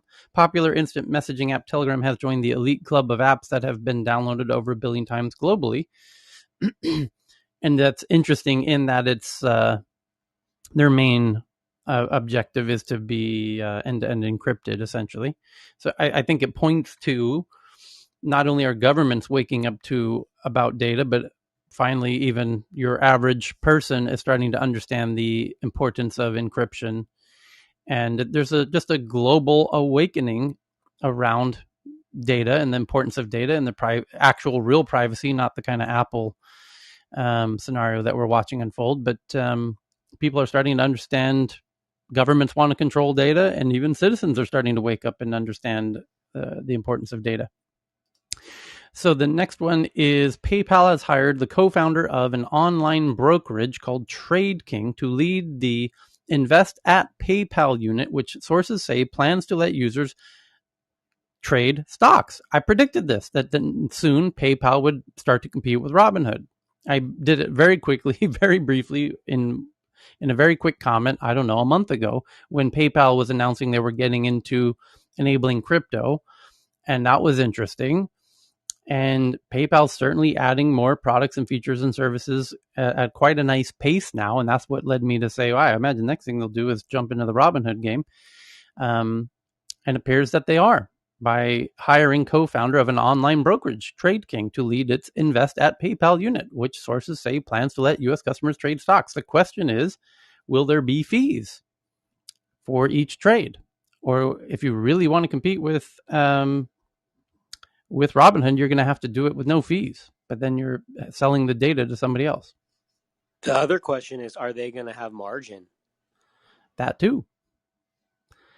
And will they make it feel like a video game to get all of those meme traders, which the U.S. is now wanting to crack down on? It was a headline yesterday. So the next one is global smartphone shipments are expected to grow by 7% in 2021, reaching 1.37 billion units, with iPhone shipments growing about 14% and Android shipments growing 6%. While the supply chain situation hasn't drastically improved, the smartphone market has shown positive results in recent quarters. The next is from the Wall Street Journal that Kraken, which is a crypto exchange, and others want access to Federal Reserve payment system to process digital asset sales faster. Ahead of the Fed's decision, traditional banks are pushing back. Of course, they don't want these crypto exchanges getting in on their fun little country club. Efforts by the new breed of financial entities, if successful, could create a more competition for traditional banks, which is precisely why they don't want to invite them into the country club. So the next one is from Bloomberg. It says experts have traced most of the cyber attacks that have reverberated across the Australian economy in recent months to China-linked hacking groups. And I read a headline yesterday that the UK is saying the same. So now we have the US, the UK, and Australia intelligence agencies all saying that the majority of the hacks that they're on the receiving end of are originating from China. It says hammered Australia. Oh, sorry. The headline here, I'll tweet it out so you can digest it on your own at your own leisure. Russia's just kind of sitting in the back, like hanging out now. It says how hackers hammered Australia after China ties turned sour. Oh, that's interesting. Wave after wave of cyber attacks have shaken the country of Australia. Experts say even the wealthiest nations are at risk if they annoy China enough. A few days after Prime Minister Scott Morrison called for an independent international probe into the origins of coronavirus, Chinese bots swarmed onto Australian government networks. It was April 2020. The bots ran hundreds of thousands of scans, apparently looking for vulnerabilities that could be later exploited. It was a massive and noisy attack with little effort made to hide the bot's presence, says Robert Potter, Chief Executive Officer at Internet 2.0, an Australian cybersecurity firm that works extensively with the federal government. It was just a door knock, like somebody walking up and ringing your doorbell, he said. The previously unreported network scans were followed by months of active hacks that would reverberate across the Australian economy. Victims include the Parliament Email Network, the Bureau of Meteorology, and Departments of Defence and Health, according to people familiar with the situation and reporting in Australian media. State government departments, including education and finance, were also hit, as well as numerous Australian universities and businesses. While Beijing denied any involvement, cybersecurity experts trace much of the activity to systems used by China-based Advanced Persistent Threat Groups, or APTs, a term often used to describe state-sponsored hackers. China's cyber reach is detectable on almost every government server, Potter says. It isn't subtle, and it increases and decreases in a way that correlates to our overall relationship. Beijing's retaliation against Australia's repeated calls for an international probe is a clear example of what can happen to even the wealthiest nations if they annoy China enough, according to people familiar with the situation. Around the world, cybersecurity entered everyday vernacular last year as businesses and people working from home were phished, scammed, and hacked and extorted. Evidence of Chinese hacks has been found from the US to India to Israel, and of course, China is far from the only nation state that carries out such activity. But what sets apart the recent campaign against Australia, the world's most China-reliant economy, is the sheer scale. The bot network scans, along with the cybersecurity, includes breaches of the government's networks, were sufficiently critical for the Prime Minister to announce in June 2020 that a state-based cyber actor was targeting Australia's organizations at a range of sectors, including all levels of government and industry, as well as education and critical infrastructure. And Morrison refused to attribute the malicious behavior, but said there are not a large number of state-based actors that can engage in this type of activity. Unofficially, 3 people familiar with the situation said it was clear Beijing's cyber army was behind it. China's foreign ministry denied the allegations, saying the Australian government and media have wrongly accused China of hacking many times before. Based on insufficient evidence, China has always supported and actively participated in scientific studies on finding the origins of COVID, the ministry added. And then the last quote says, China's treatment of Australia has been distinctive, if not unique, said Hugh White, a former intelligence official who is now an emeritus professor of strategic studies at the Australian National University. I haven't been able to identify another country that had pressure placed on it over such a broad range of areas. The Chinese have been eager to look for the opportunity to show the rest of Asia what's at stake as they make their decisions about how they position themselves in relation to the US and China. He said Australia is a perfect victim for that. Okay. The next big article is Singapore-based digital asset exchange ZipMex raises $41 million. An Indian edtech giant with millions of paying subscribers has a toxic sales culture with tactics pushing low-income parents into taking out loans. Singapore-based telemedicine startup Dr. Anywhere raises $65 million. Brazil-based marketplace for pet products and services called PetLove raises $150 million. And Zoom does their Q2 report revenue of $1 billion, up 54% over the year, and now has 2,278 customers paying more than $100,000 per year. That I didn't realize there were customers paying. That's a who's paying 100. It gets really expensive if you have those like vanity Zooms where you have the company's name and then Zoom.us. Mm-hmm.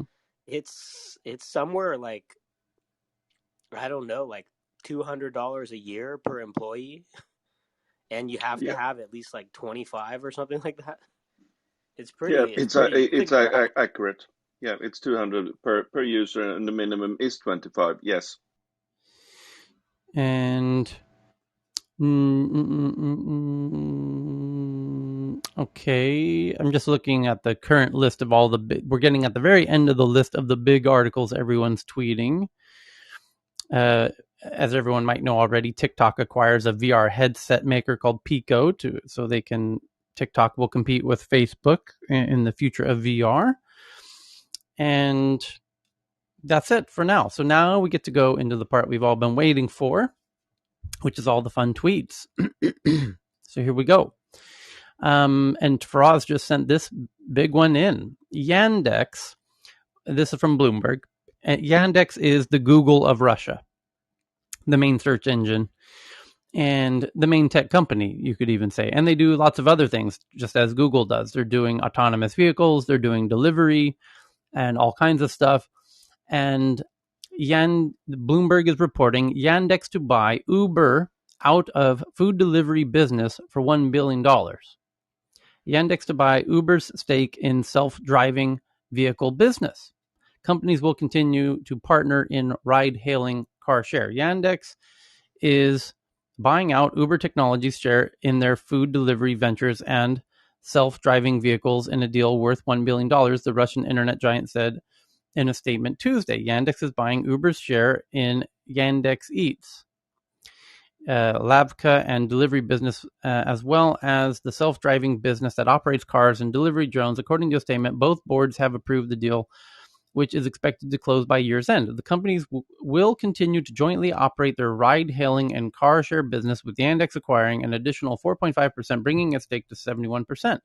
As a result of the deal, Yandex expects to accelerate the pace of business development in the fast-growing e-commerce and food tech market through tighter integration of services and simplification of management processes, according to the statement. Okay.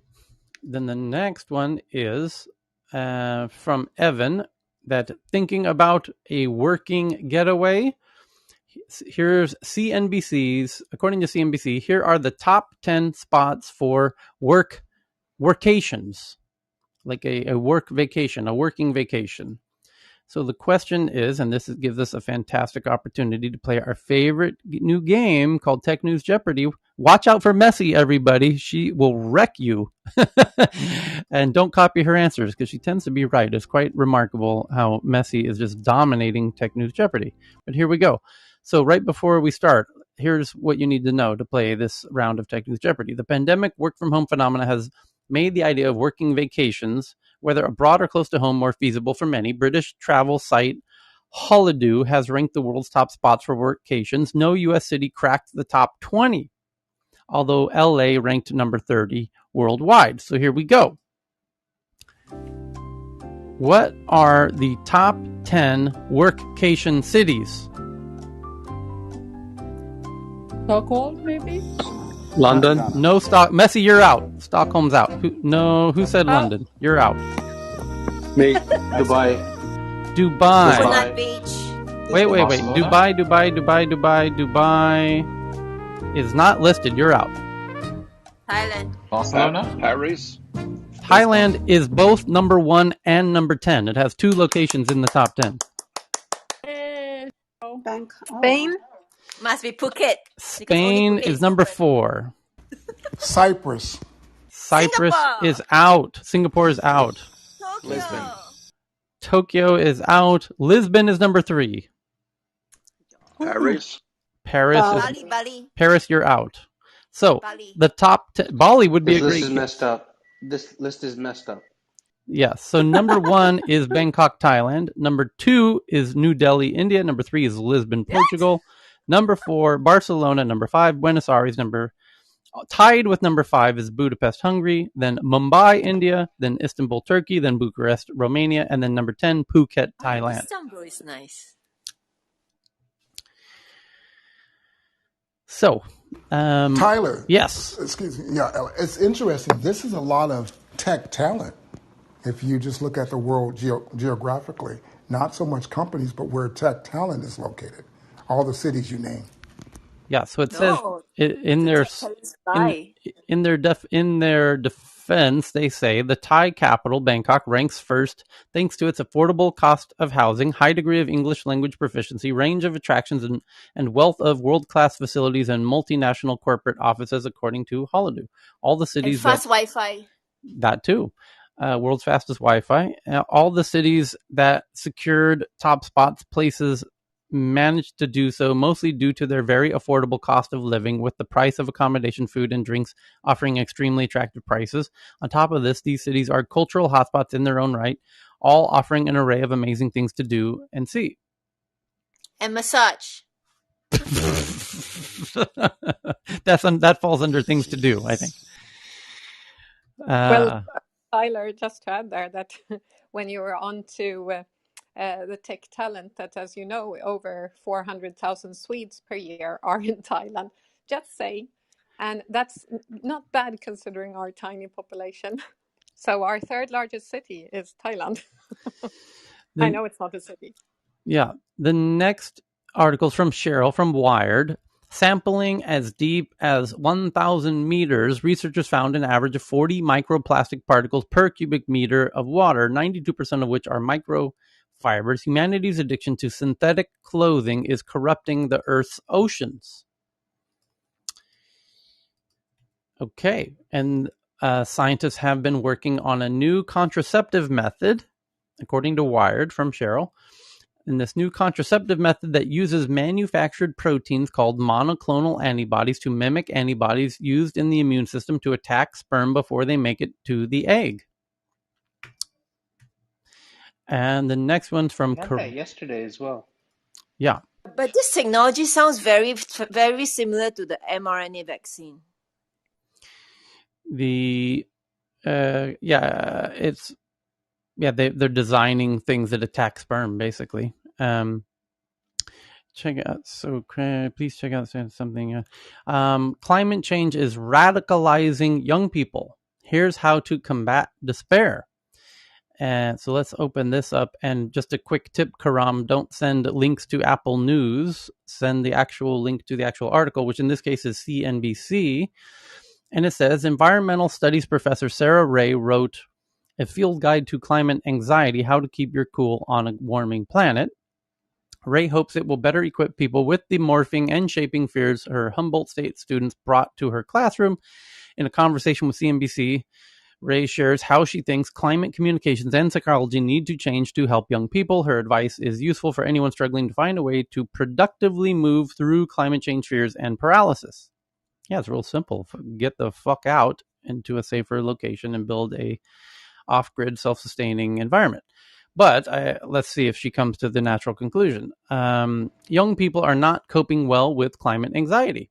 Sarah Ray, a professor of environmental studies at Humboldt State University in California, has had a front row seat to the way climate change has landed on young people, and most notably how that weight of anxiety has changed over the decade plus years she's been a professor.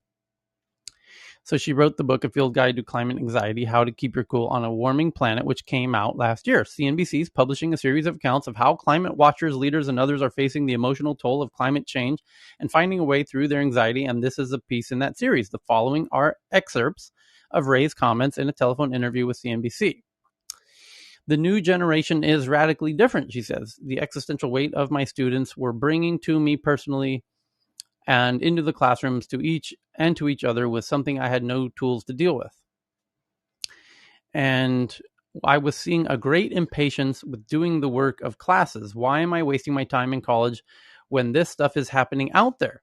Very much like what we hear from Greta Thunberg and the youth climate movement, this sense of impatience. with the types of activities we do in classes, a real desire for action, a real desire for getting out there, rolling up their sleeves and doing something and fixing these problems. The urgency has totally sunk in. There was a fetishizing of action over thinking or talking or reading. Well, thank God for that. Economics, politics, law, engineering, science used to be the places where students would go into if they wanted to get into environmental stuff, and they were predominantly white, and they often came in with a nostalgia about wanting to get things back to nature the way it was before bad stuff happened to it, meaning nature, and that was a modus operandi of the field. The new generation is radically different. There's a real awareness of the social justice dimensions and the sort of systems change thinking around climate change. The new generation doesn't think of this as just something that we need to go into science to fix or technology to fix or engineering to fix or even politics or law. There's a sense of this being a systemic thing that we need all hands on deck to address. We need all the talents. We need all the skills. We from artists to the creative types to imagination people to the children's book writers to teachers to parents, in addition to all of the usual suspects that used to be in sort of thinking about the major leverage points of affecting climate change. And it used to be that climate change was sort of imperceptible, abstract, hard to get your head around to deal with. It was a communication conundrum. It evaded all of the risk perception, tick boxes that need to be checked to create good villain for people to perceive something as a problem, especially young people for whom the future feels rather far away. No longer is it abstract or in the future, it is now, it is perceivable, and that has been a huge achievement because by definition, climate change is the least narratable villain in a story. The younger generations are thinking, in my lifetime, I'm going to be one of those who's going to be beset with the worst of this.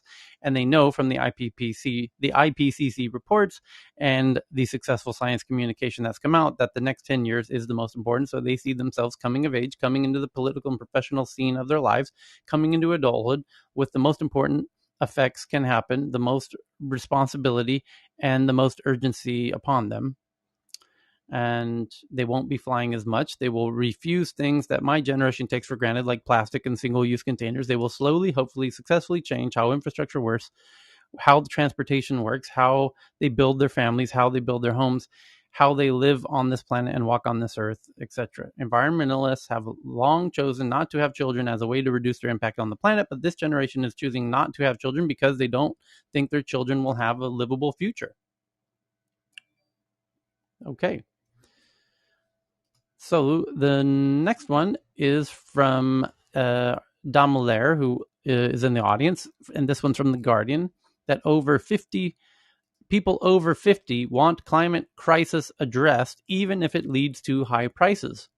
Research finds almost 2/3 of older people want UK government to move faster on green initiatives, even if it leads to higher prices. And Damelaire also sends in this one from Metro UK that Wagyu beef has been 3D printed in a lab, complete with marbling. And we covered that from Japan itself. And now that news has reached the UK, where it's now being re-reported. We covered that last week from Japan. And the next one is from Mahogany, sends in this one from Engadget that a Twitch streamer named Dr. Lupo is defecting to YouTube. And he has announced he recently signed a deal to stream exclusively on YouTube gaming. So YouTube trying to eat up the Twitch market of video game streaming. And then Mahogany sends in this one from South China Morning Post that Canada reveals secret study linking home prices to millionaire migration. Canada Tax Agency reveals secret study 5 years after Freedom of Information request. Which found, it's a 1996 study, found that rich migrants made more than 90% of luxury purchases in 2 Vancouver municipalities while declaring refugee-level incomes. A Freedom of Information expert said the study could have swayed the city's notoriously unaffordable housing market, and delaying its release was a tragedy. Rich migrants made more than 90% of the luxury purchases in 2 Vancouver municipalities while declaring refugee-level incomes. So who are these rich migrants coming into Canada? And why are they declaring refugee-level incomes? It says Canada's tax agency has released details of a secret investigation by its auditors linking millionaire migration and suspected tax cheating to high home prices in Vancouver, now one of the world's most affordable cities. Unaffordable cities, after taking 5 years to fulfill a Freedom of Information request to hand over the material.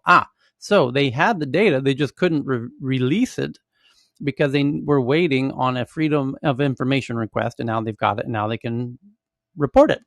The response to the South China Morning Post request, lodged on October 30th, 2016, arrived by mail August 17, a delay that a Freedom of Information expert called a tragedy and troubling, given the importance of the material.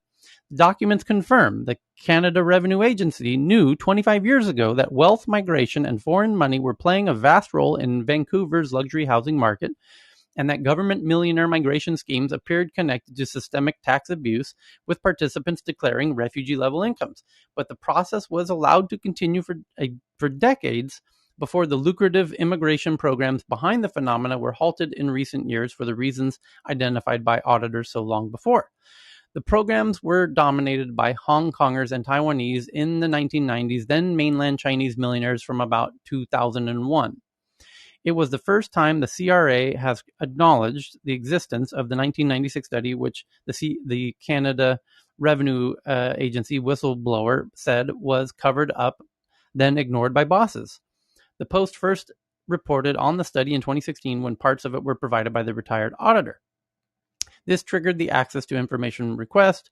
The study found rich new immigrants made more than 90% of high-value home purchases in which buyers were identifiable into the Metro Vancouver municipalities of Burnaby and Coquitlam, but were declaring only tiny global incomes. For example, new immigrant buyers of the most expensive category of homes in Burnaby declared average annual incomes of $12,000. Long-term Canadian residents making such purchases declared incomes 16 times higher. Spreadsheets in the ATIP response list dozens of top-end home purchases by immigrant buyers, including one who bought a Burnaby home for $2.27 million and declaring total global income of $137. The more expensive the purchase by the new immigrant, the less income on average they declared, according to the spreadsheets. The study was marked as a confidential and protected document, a classification that the material is expected to cause injury to an individual, organization, or government if compromised. The research was triggered by the auditor's concern about tax cheating under Canada's immigrant investor programs, the whistleblower previously said, but instead of being curtailed as the result of the auditor's findings, the lucrative schemes would become the world's most popular millionaire migration vehicles over the next 2 decades, bringing about 200,000 wealthy newcomers to Canada. Vancouver, meanwhile, would become the world's most popular destination for wealth-determined migrants, and the city would become one of the most unaffordable housing markets in the world. The two government immigration schemes that fueled the process were shut down or suspended in recent years after official reports found chronically low tax receipts from participants, in keeping with the auditor's concerns decades later. And by the spreadsheet provided, it lists high-value home purchases by recent immigrants along with their declared incomes, although their names and identifying personal details were redacted. The auditor behind the study, Dino Alto, said in a memo at the time that the price-income gap was an obvious large discrepancy. Based on the lifestyle and average age of these taxpayers, it is likely that many of these new Canadians still have active business activities but are not reporting all their source of income. Alto wrote to the International Tax Directorate in Ottawa in a memo in '96. The memo was released, and now Sean Holman, the journalism professor at Calgary Mount Royal University and expert on Canadians' ATIP system, said the massive delay in producing the material was made worse by the important role housing affordability has played in a series of elections in British Columbia and Canada since 2016. If this audit had been made available at that time, as opposed to the government keeping it a secret so long, then maybe we would have had a completely different story about home prices in Vancouver than we have right now. Most of the people I know who bought houses or migrate to Vancouver, they are retirees. So if they are retired, they don't have income. Much income. Interesting point. Tyler? Yes. It's super interesting you bring this up because I have a lot of friends in Vancouver, as well as there's a nickname for Vancouver, which they call it. It's called Vancong, because this has been known by a lot of the Canadians in British Columbia for a really, really long time. Ever since I used to teach yoga at Whistler, Blackcomb, and that was in 2003, that a lot of Chinese money was coming in to buy up properties, and they used to be really upset because they would buy properties by the mountain, like these really beautiful homes, and they would be empty. And then here would be like Canadians trying to go like to Whistler to snowboard or ski, and they would drive up and all these homes would just be empty, and they were just vehicles for people to put money into and diversify their portfolios. But the Canadians have known about it, but I think this is what that gentleman just said. This is the first time that there's actually been an audit where they've actually said, like, wait a second, this is happening. But it's been happening since, wow, already like 18 years. And that's really what's made Vancouver so also very expensive to live in, because it brings up the price of real estate. Same thing's happened a bit with London as well. You go into London now and it looks like you're in Saudi Arabia, because the streets are empty. There's a lot of expensive cars, but all of the brownstones and all by Hyde Park, it's all like empty Victorian homes that, like, yeah, there's no sign of life is what I'm saying. It says also further down in the article, the program also, it says Chinese nationals have historically made up a bulk of China's applicants, and the schemes effectively allowed rich applicants to buy permanent residency in Canada in exchange for them granting interest-free loans to federal or Quebec governments. So the combination there, along with the investment, came permanent residency status, which also is of value as well. So Yeah, by the way, I think one of the things that's interesting that was actually Canadian policy. That was one of the things that, like, Donald Trump used to talk about, that that he thought Canada had a quote unquote smarter immigration policy because you basically you bought your way in. In the United States, we have a program like that too. It's just not as overt. You actually have to like invest money in certain companies that are going to like then invest in like startups and things. So EB5. there's a program here too like that. Well, we talked about yesterday. Somebody mentioned there's a new regulation to try and stop Chinese from buying property in Canada. And Well, I think what happened is that the local Canadians now have had second thoughts because of they're being priced out of housing.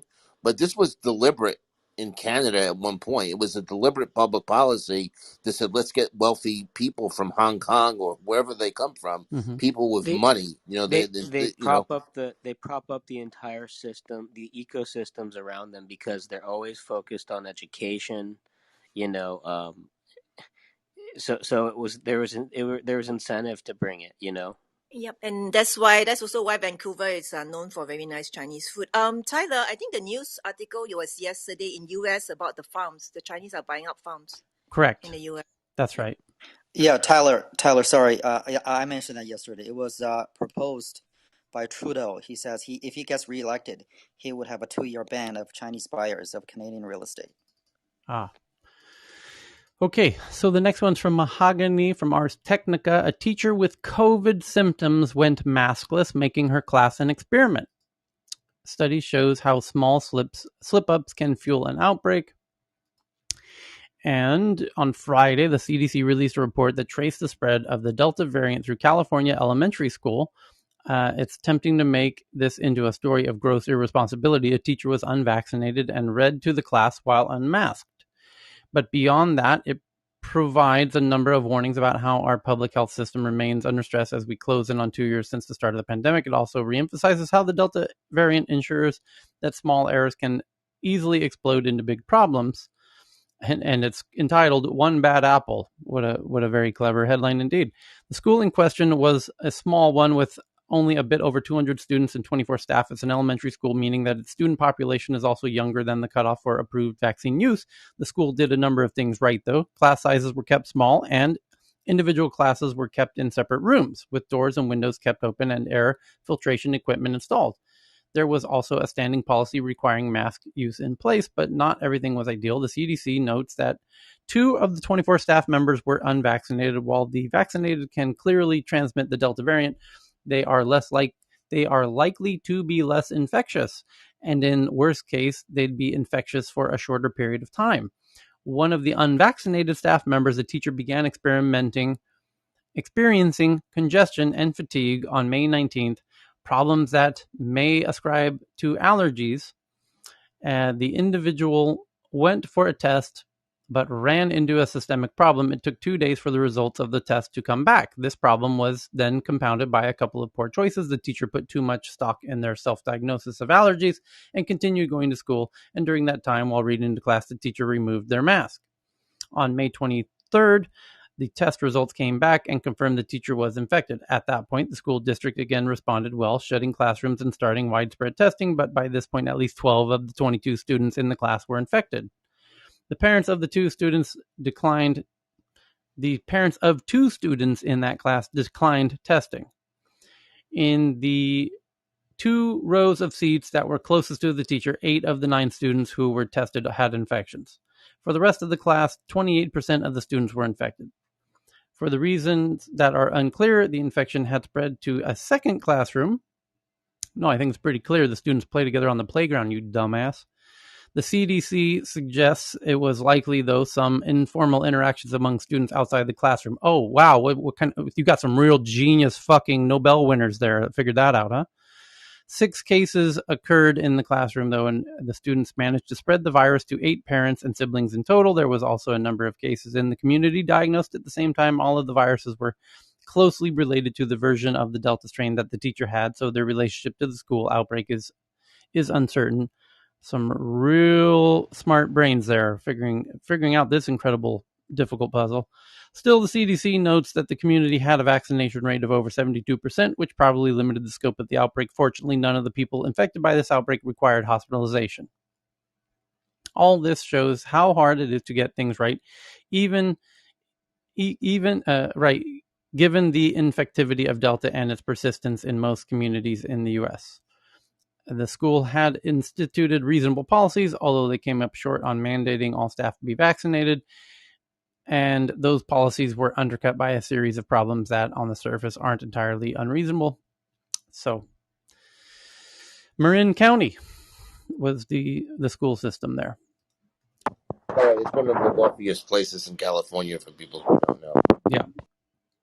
This hits an especially raw nerve for me because I've spent the morning corresponding with a student who lost her mother at 10 p.m.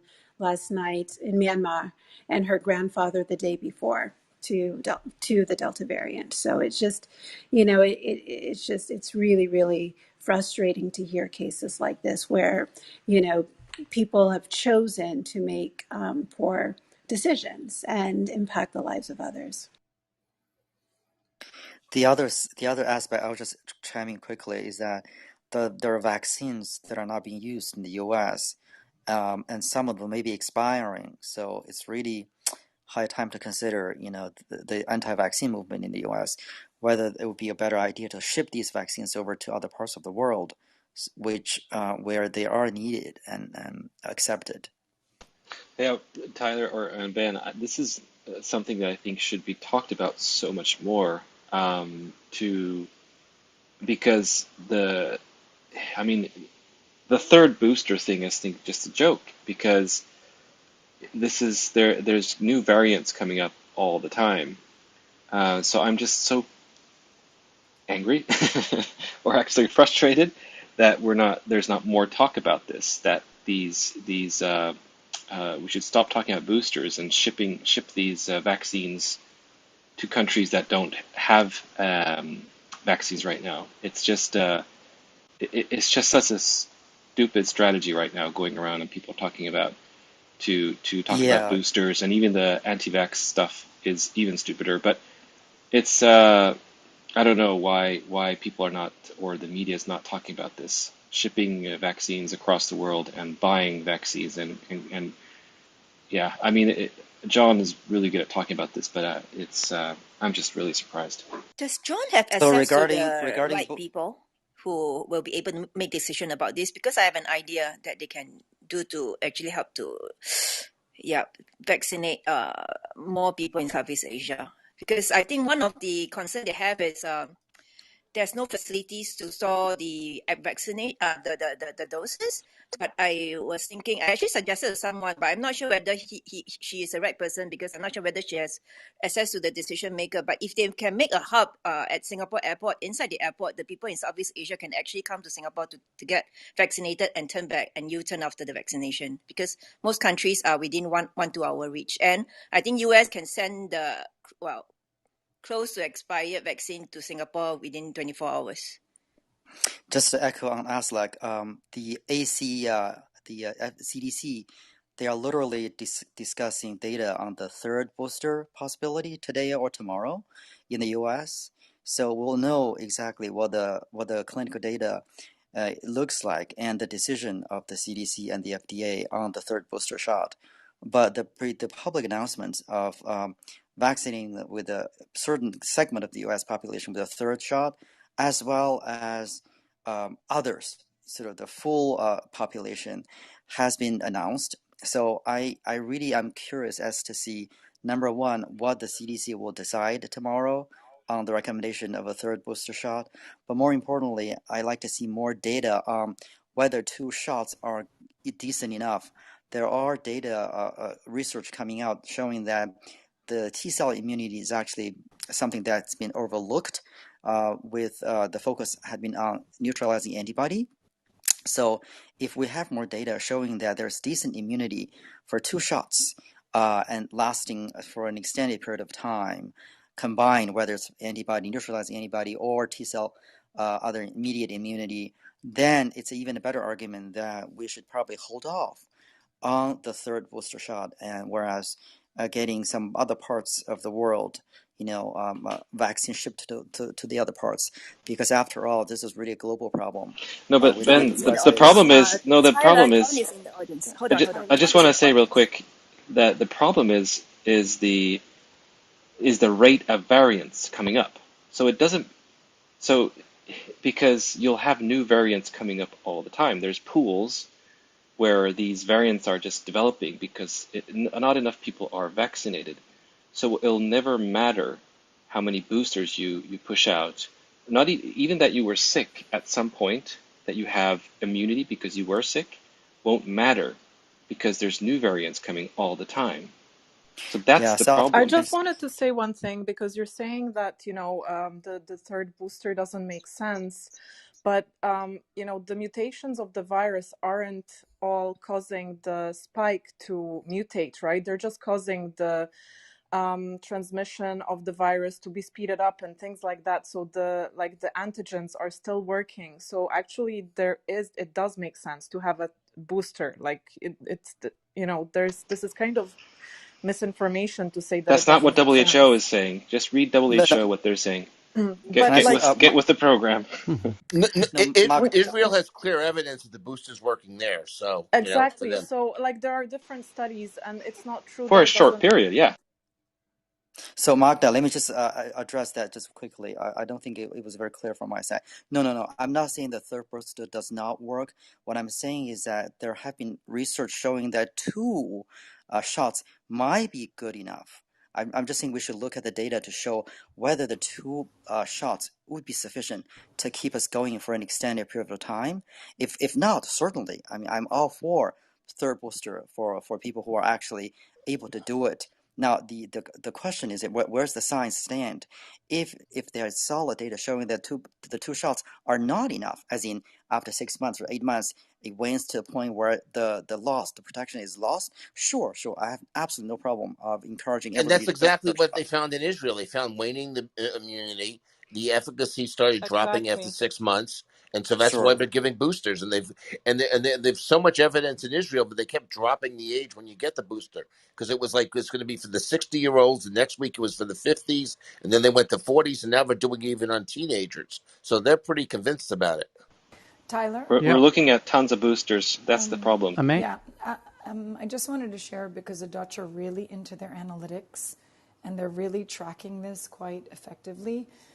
Holland has done something quite unique because almost the whole country has gotten one shot, and it's a very small percentage of people that are unvaccinated. And the second, there's, I think, half that have gotten the second. And the third, they're not considering a booster. They are looking at the fact, what Aslak is saying, they want to get everyone possibly with at least one shot. And the challenge for them is that they also know, I think this is super complicated. I agree with Ben that would be curious to see what's being said and what's going to come out, because we also have, and I feel for what I think it was Lakeisha, what she was saying about Myanmar, because we also have to look at the class systems. You know, you have some people that have access to a lot and it's excessive, and then you have those that are struggling because they don't have any or minimal. And I think that has to be looked at as well, because the entitlement of some regions that have extra, they have to possibly change their way of thinking, as Ben said, because this is a global issue. But the reality is much of Europe still travels to Thailand and all these places to go sightsee, and they're vaccinated, and asymptomatic people could spread as well. So there's a lot of complexity around how it could be spread. So, I mean, I see it with the way that the Dutch travel specifically. They go into a lot of these regions, and the first thing they wanted the shots for so they could travel. But that doesn't necessarily mean that if they travel to this region, they're going to wear a mask. Do you see what I'm saying? That's where it gets tricky. And that, to me, really scares me, because that's where I feel like the responsibility of just being present to another being is something that also has to be looked at. But the Dutch are holding off on the third shot because they want to make sure they want to wait till September, October when kids go back to school. Like, they're waiting. They're literally, school's back to school next week, so they're waiting. She's just talking a lot. So, Tyler, can I add? I would. Oh, I just want to add one Alice. point. Yeah, I want to add one point. I think if we look at this, which I do scientifically, macroly, and I'll simplify this, I think, in a few words. It's a dichotomy, a split. One is economics, pure and simple, and the other is choice from the Western world countries. And Europe, and I agree, individuals' choice is one thing for freedom, but then there's the greater good. So the EU just mandated or banned, and Tyler was probably going to mention this as a news article, any American citizen, you cannot go to Europe if you're not vaccinated, period, okay? As of now, I think it was today. So that coming out, you're going to see these different countries limit, their incoming or travel restrictions on people that are vaccinated.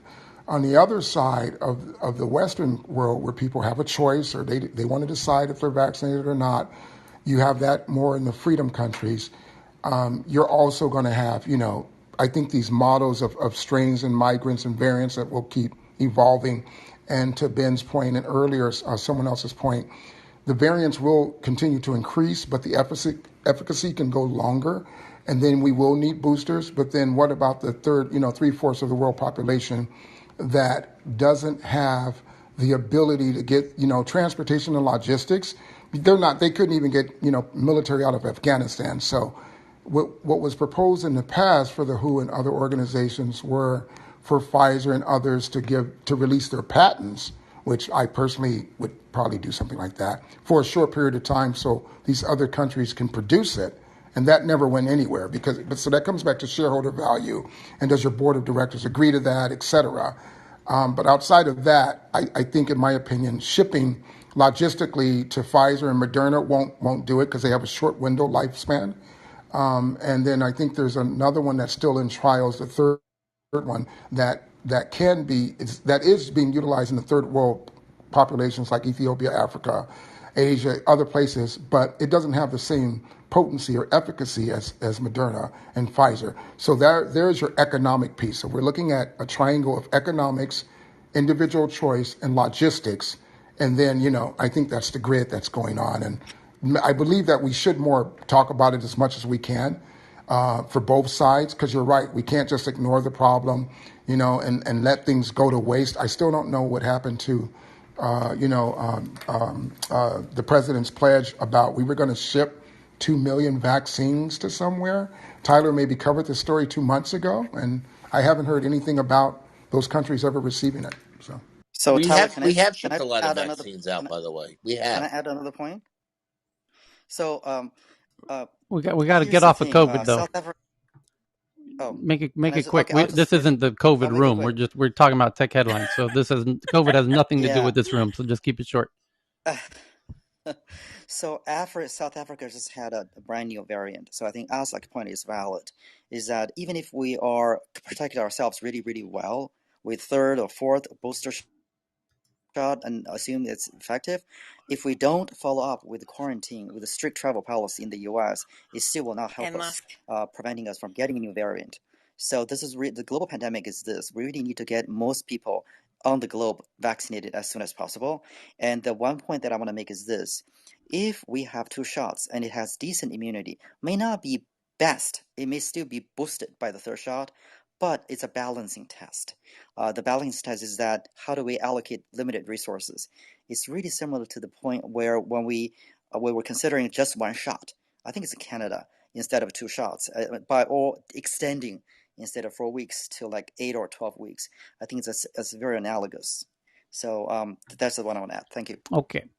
So here we go into the tech news headlines here from Tomiko sends in this one that the semiconductor heist of the century is being reported. About ARM, China has gone completely rogue, operating as an independent company with in-house IP and R&D.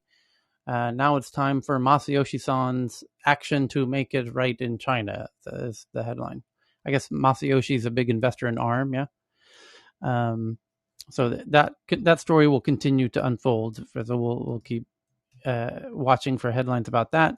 The next one is from Cheryl from India. It says the Indian government launches schemes to support 300 startups for creating 100 more unicorns. Well, that's ambitious. You're going to need a lot more than 300 startups to make 100 unicorns in India. But the Indian government has launched a program to support 300 IT startups, under which it will provide seed funding, mentorship, and market access with the view of creating 100 unicorns out of the selected startups. That's actually fucking hilariously cute, by the way, to think that you'll get 100 unicorns out of 300 startups. It doesn't work like that, India. That's not exactly how it works. You're going to need... It's usually about... You will be lucky if 1 out of 100 startups become a unicorn, let alone 1 out of 3. Just to give you a little context, Indian government. But I applaud you. I admire your chutzpah.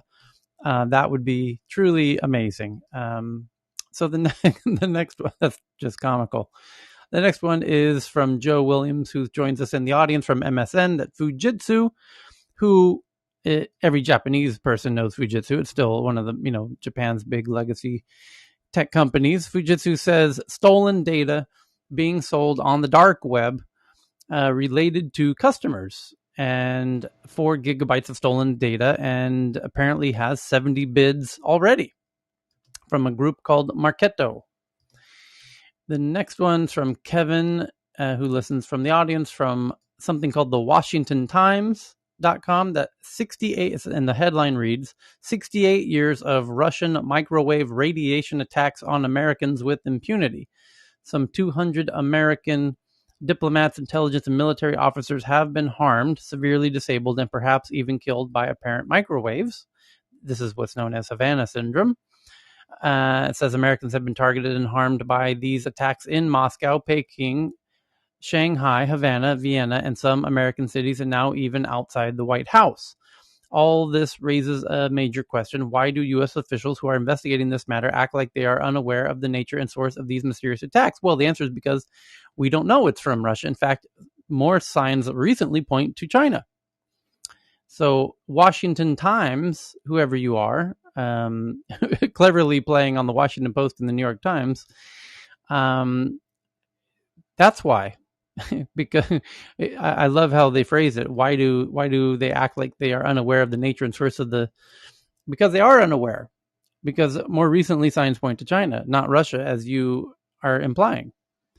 This month, Secretary of State Anthony Blinken, trying to reassure his diplomats about the microwave aggression, stated in a memo that the government does not know what is happening or how to stop it. Most of the reporting on the subject has portrayed the apparent attacks inaccurately or incompletely as a new phenomena, and of uncertain origin. For example, the other day, Pentagon correspondent reported that the attacks began in Cuba 5 years ago. Has the media forgotten its own reporting just from a few years ago? In fact, it has been widely and accurately reported the attacks began in Moscow 68 years earlier, in 1953.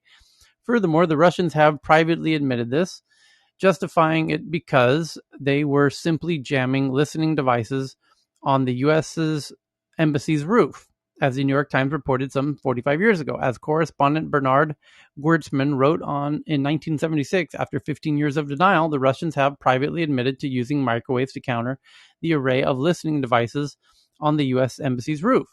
They have claimed some people think they use microwaves to activate their own surveillance devices hidden in the embassy.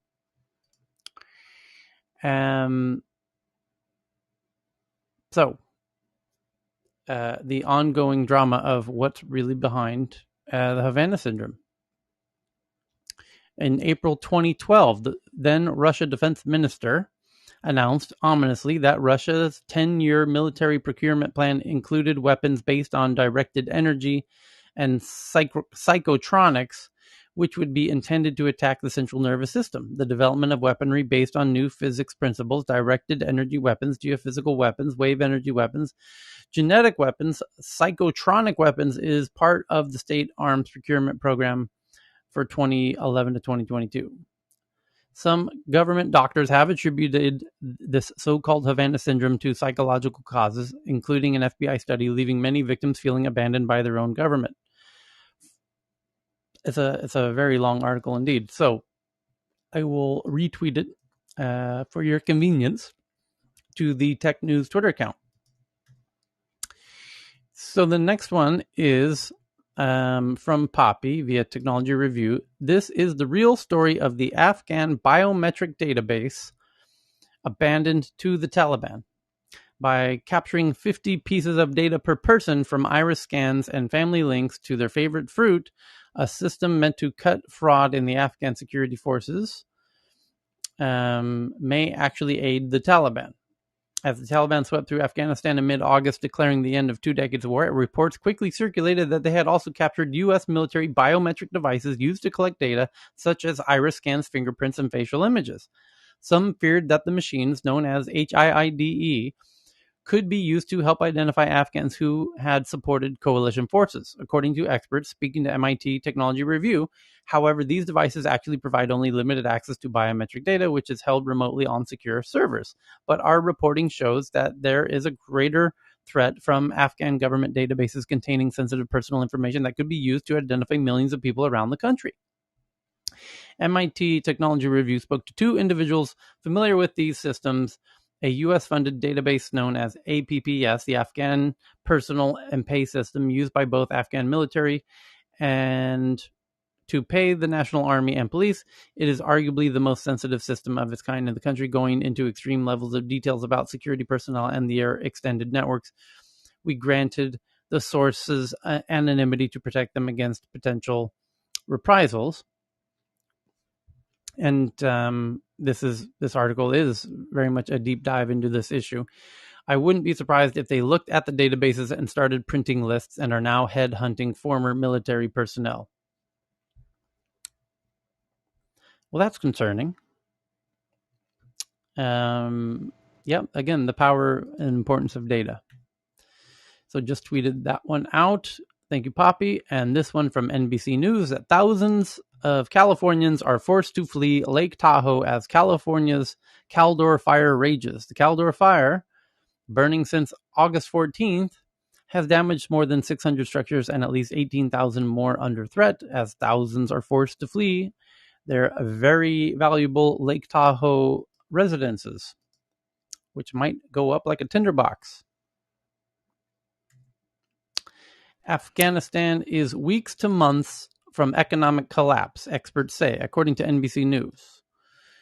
The Taliban's new acting governor of Afghanistan's central bank is relatively unknown, adding to concerns about how the group will handle the country's economy. And it's headed towards collapse without swift action from the international community, experts have warned. The country's cash-based economy was struggling before the Taliban's recent ascension as the Islamic movements sudden takeover has left the country's finances in limbo, with assets frozen, banks closed, and crucial foreign aid stalled.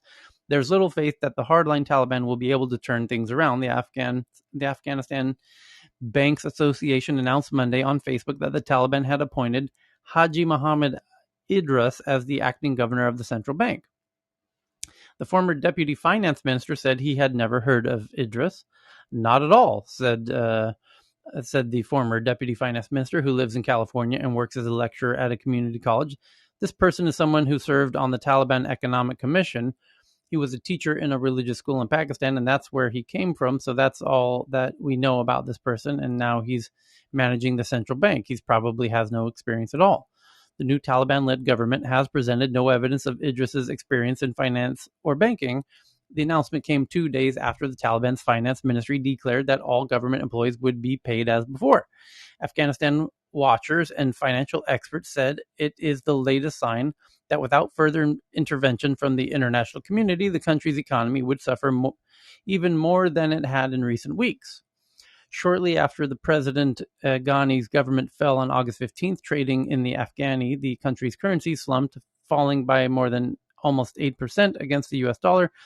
But since August 17th, the local currency has been relatively stable, probably because it has been practically frozen. It is now nearly impossible to move money in or out of the country. With government employees not being paid and banks not open, even everyday commerce is hard. Nothing is happening. No exchange is happening. People have cash there and they are holding on to it. On Tuesday, the World Bank said it had paused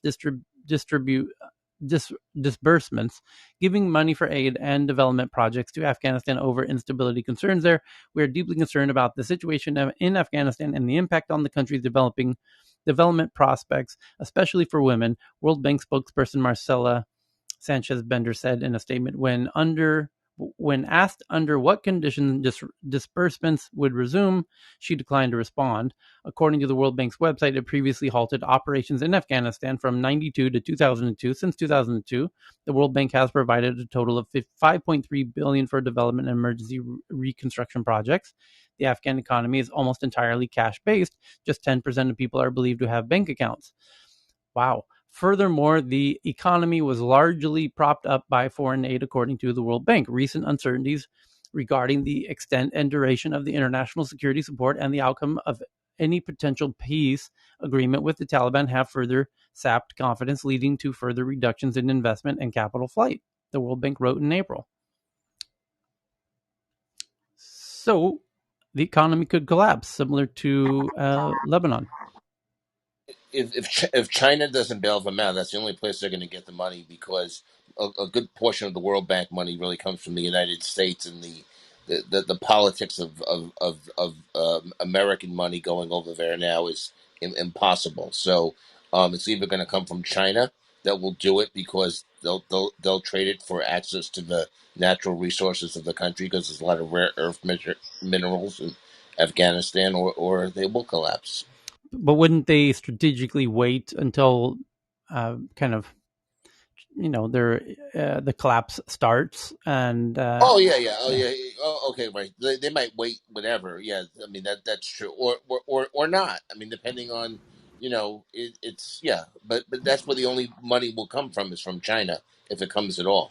But Ken, it's economics too. So what I think they're going to do, and this is probably what Biden's been holding on to, is the leverage that the U.S. can do on releasing that for the world, alliances of the Western world, to release that monies that's already there in those pledges, to have the Taliban keep some kind of order and control of transition. And I think that's what they've been holding close to the vest. It They would be have great to. to have. They have to. Go ahead. They have to be willing to let a minimum the Americans that are still there. They have to let them go. And quite frankly, I think there's going to be a lot of demand in our Congress to let go, which they don't want to do.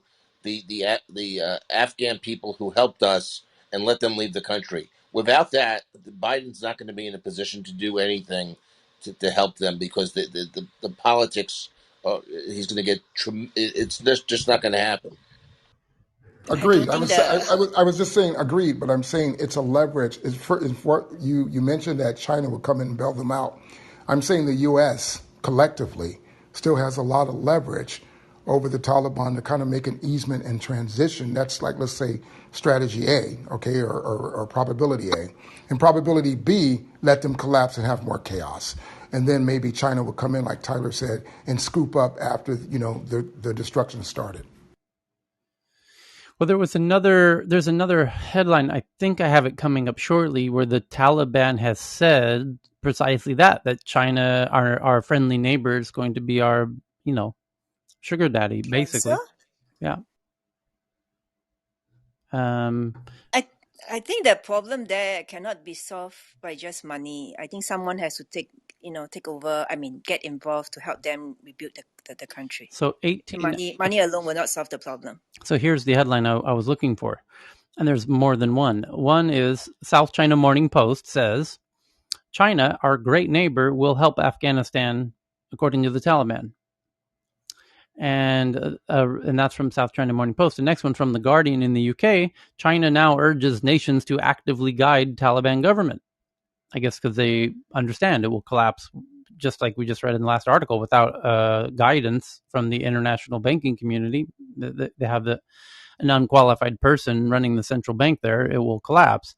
So this is in the past few hours. China now urging nations to actively guide Taliban government because they understand they're inept. Well, if they're inept, why did you back them and support them in the first place? Because, Tyler, this is deep, because they'll go right around the SWIFT system and build their own system with their alliances on the east. China, Russia, the One Belt Road and system. So if Afghanistan pivots and China rescues, the U.S. is in a bad position going forward in the future, in my opinion, strategically, because you have an Eastern alliance of countries that can just build forward. Let's go ahead and crack open this one here. U.S. should... China urges nations to actively guide Taliban government. U.S. should work with international community to help Afghanistan run government functions, Wang Yi says. He says, if the U.S. side also hopes to bring bilateral relations back on the right track, it should stop blindly smearing and attacking China, he says. China's top diplomat has urged the international community to engage with Afghanistan's new Taliban government and guide it actively in a phone call with the U.S. Secretary of State Anthony Blinken, according to the Chinese Foreign Ministry. Wang Yi, Chinese state counselor and foreign minister, also said that Washington should work with the international community to help the new regime run government functions normally, according to the statement. He added the U.S.'s hasty withdrawal could allow terrorist groups to regroup and come back stronger. A spokesperson for the U.S. Department of State, Ned Price, said in a short statement that Blinken and Wang spoke about the importance of the international community holding the Taliban accountable for the public commitments they have made regarding the safe passage and freedom to travel for Afghans and foreign nationals. The two foreign ministers also spoke of the bilateral relationship. Wang said Beijing would consider how to engage with the U.S. based on its attitude towards China, but he also said dialogue is better than confrontation and cooperation is better than conflict. An analysis said the situation on the ground in Afghanistan was likely to deteriorate further as 31 August deadline for the U.S. withdrawal looms. On Monday, the U.S. announced that its anti-missile system had intercepted as many as 5 rockets fired early in the morning towards the airport in Kabul. As Afghanistan's neighbor, China has been paying close attention since the Taliban's takeover of Afghanistan 2 weeks ago. Chinese analysts have been debating to what extent the security vacuum left by the U.S. would pose a potential threat or opportunity to China, and how the issue of Afghanistan could play a role in the U.S.-China bilateral relationship. Andrew Small, a senior fellow at the Asia program of the German Marshall Fund think tank, said China does think the U.S. will have to count on it more in Afghanistan in the future, and they also attempting to couple it with climate change, and they know is also seen on the U.S. side as an area where they rely on Chinese cooperation. The two sides need to keep channels open and maintain at least some minimal levels of cooperation, but that's very much in Beijing's interest too, he says.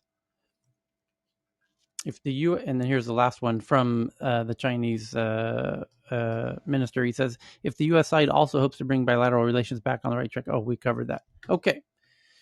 So there's that one. And then the Taliban itself is saying China, our great neighbor, will help Afghanistan forge peace. Taliban spokesperson Suhail Shaheen tells This Week in Asia that China can play a constructive and positive role in the reconstruction and economic development. He says the group will honor its pledge not to give terrorists a safe haven and claims there are no issues in women having access to education or work. The Taliban hopes to work with China to forge peace in Afghanistan and will make good on its pledge to keep the country from being a staging ground for terrorists. We are ready to exchange views with China on how to forge ahead in terms of boosting our mutual relations, establishing peace in the region, and its assistance in the reconstruction of Afghanistan. Sahil comments on Monday, come on the eve of the August 31 deadline for U.S. forces to leave Afghanistan, and China, our great neighborly country, can have a constructive and positive role in reconstruction of Afghanistan and also in the economic development and prosperity of the people of Afghanistan, it explained. It is expected that China will play this role, says the Taliban. Looks like the feeling is mutual. Yeah. It's good. Given a clear message, he reiterated the Taliban's commitment not to allow militant groups to use Afghanistan as a base, saying it had given a clear message to all that no one can use the soil of Afghanistan against neighboring or other countries. U.S. should give their blessings. Yeah, from my experience interacting with them, my feeling is that the Taliban are the same as other Afghans and people in the region, like people from the countryside or villages, said the China's special envoy for Afghan affairs. And right now, if that was the case, so many other Afghans wouldn't be, running, chasing after planes to get out of there. So let's, Right now, the Taliban is seen by multiple countries as the only group present on the ground that is capable of taking on Islamic State, the ISK. The ISK has always seen the Taliban as a bigger problem than its other two enemies, and in the future, it's quite likely there will be a reemergence of ISK and an eventual second war between the Taliban and the ISK. The first war between the Taliban and the ISK was won by the Taliban, and it is quite likely that the same thing could happen again in the case of a second war. He said China saw the ISK as a serious threat that could harm Chinese interests in Afghanistan as well as in the surrounding region, such as in Pakistan. However, Beijing would also expect cooperation from the Taliban over Uyghur activists based in Afghanistan. Cooperate with us. Over the Uyghur activists based in Afghanistan, what does that mean exactly? China has asked the Taliban to cut ties with the separatist East Turkmenistan Islamic movement, which are the Uyghurs based in Afghanistan, which has a presence in Afghanistan and is blamed by Beijing for terrorist violence in the far western Chinese province of Xinjiang. Okay. Does Uyghurs speak the same language as Afghanistan? So we will see how this all plays out. No, do they speak the same language? If they do, they can actually use them to breach. Yeah, Cheryl, if they're the Uyghurs that are Muslims, in my understanding, and I'm actually happen to be Christian Jewish, but if there are Muslims that are there, because I've been in that area in China, they generally will have ties and speak the natural language of Afghanistan, and they're migrants from Afghanistan originally, from about 80 years ago. Well, the whole region was called East Turkestan or East Turkmenistan. Exactly, yeah. Exactly. Bridging both, that Himalayan area and eastern China, and then this should be an opportunity for the Uyghurs. So, the next headline, shall we, is from Poppy. Protein-based medicines and AI. DeepMind, the AI team that Google acquired out of London, has unlocked protein-based medicine. And one of science's greatest puzzles is being solved by AI, and the answers shared freely on the internet. How can life sciences company make the most of DeepMind's discoveries while protecting their own? In December, DeepMind stunned the world by proving it could solve the 50-year-old problem of anticipating how a protein would fold based on its amino acid sequence. Just last month, the London-based company announced its AlphaFold 2 had solved the protein folding problem for nearly every natural protein sequence we're made up of, 98.5% of the sequences in the human body. And on July 22nd, DeepMind shared the results with the world to predict the structures of over 20,000 human proteins, along with those nearly all known proteins produced by 20 model organisms, such as E. coli and fruit flies, yeast, soybeans, Asian rice, for a combined total of around 365,000 proteins. And DeepMind's achievement, compared by many to the mapping of the human genome, has explosive implications for a number of health and life sciences industries, small molecule and biological pharmaceutical development, diagnostic test development, and even disease prediction. Life science attorneys say it also delivers novel challenges and opportunities to companies seeking patent protection for protein interactive discoveries. Could your company profit from using this treasure trove of biological data? Yes, we can. It's going to eventually lead to all kinds of everything, solving nearly every human disease, and it's going to be truly wild indeed. Hoffman foresees patent challenges resulting from the open framework of DeepMind. Yeah, you crazy bastards made it all free to everybody. This is going to cause problems for people who want to patent stuff. Yes, exactly, you greedy fuck. That's the whole point. I'm particularly excited about the broader implications that DeepMind presents in possibly encouraging the use of in silico biosimulation models, which use precise, specifically tailored computer-based simulations rather than live subjects, in conducting trials to predict optimal dosing regimens and determining potential additional use cases for biosimulation. Overall, I believe that AlphaFold 2 is a major advance along with the technological jeopardy of predicting the 3D structure of life's proteins, and that it will have a profound impact in accelerating our overall understanding of the fundamental structure basis of life and disease. So stay tuned. For people are now just digesting the mother load of innovation that the AlphaFold 2 has dropped on the medical world. So the outcomes will take another year or so. The next article is from Poppy via Forbes, the next big investment hub for unicorns, and it's not China. Tiger Global pumps billions into India's growing unicorn ecosystem. Indeed, they are now up to, what's the latest count? I think Vinay is not on stage. Renjant, do we have 27? I think we're at 27 last I heard. 27. Last time it 27, was yeah. 27 too, yeah. Yes. I'm sure 26, there's some 27. Yeah. And then, so Tyler, yes. I mean, when they have 1.5 billion people, it's not that hard to move the needle, right? I mean, it's an easy place to make a unicorn if you have product market fit, and it's a glorious opportunity because you can look at other countries where they've created a unicorn the hard way by not having a billion people, and then say, oh, that's nice, that's cute, that business model works great. Unleash the Kraken here in India, and let's put it to work here. And awesome, it's a unicorn factory.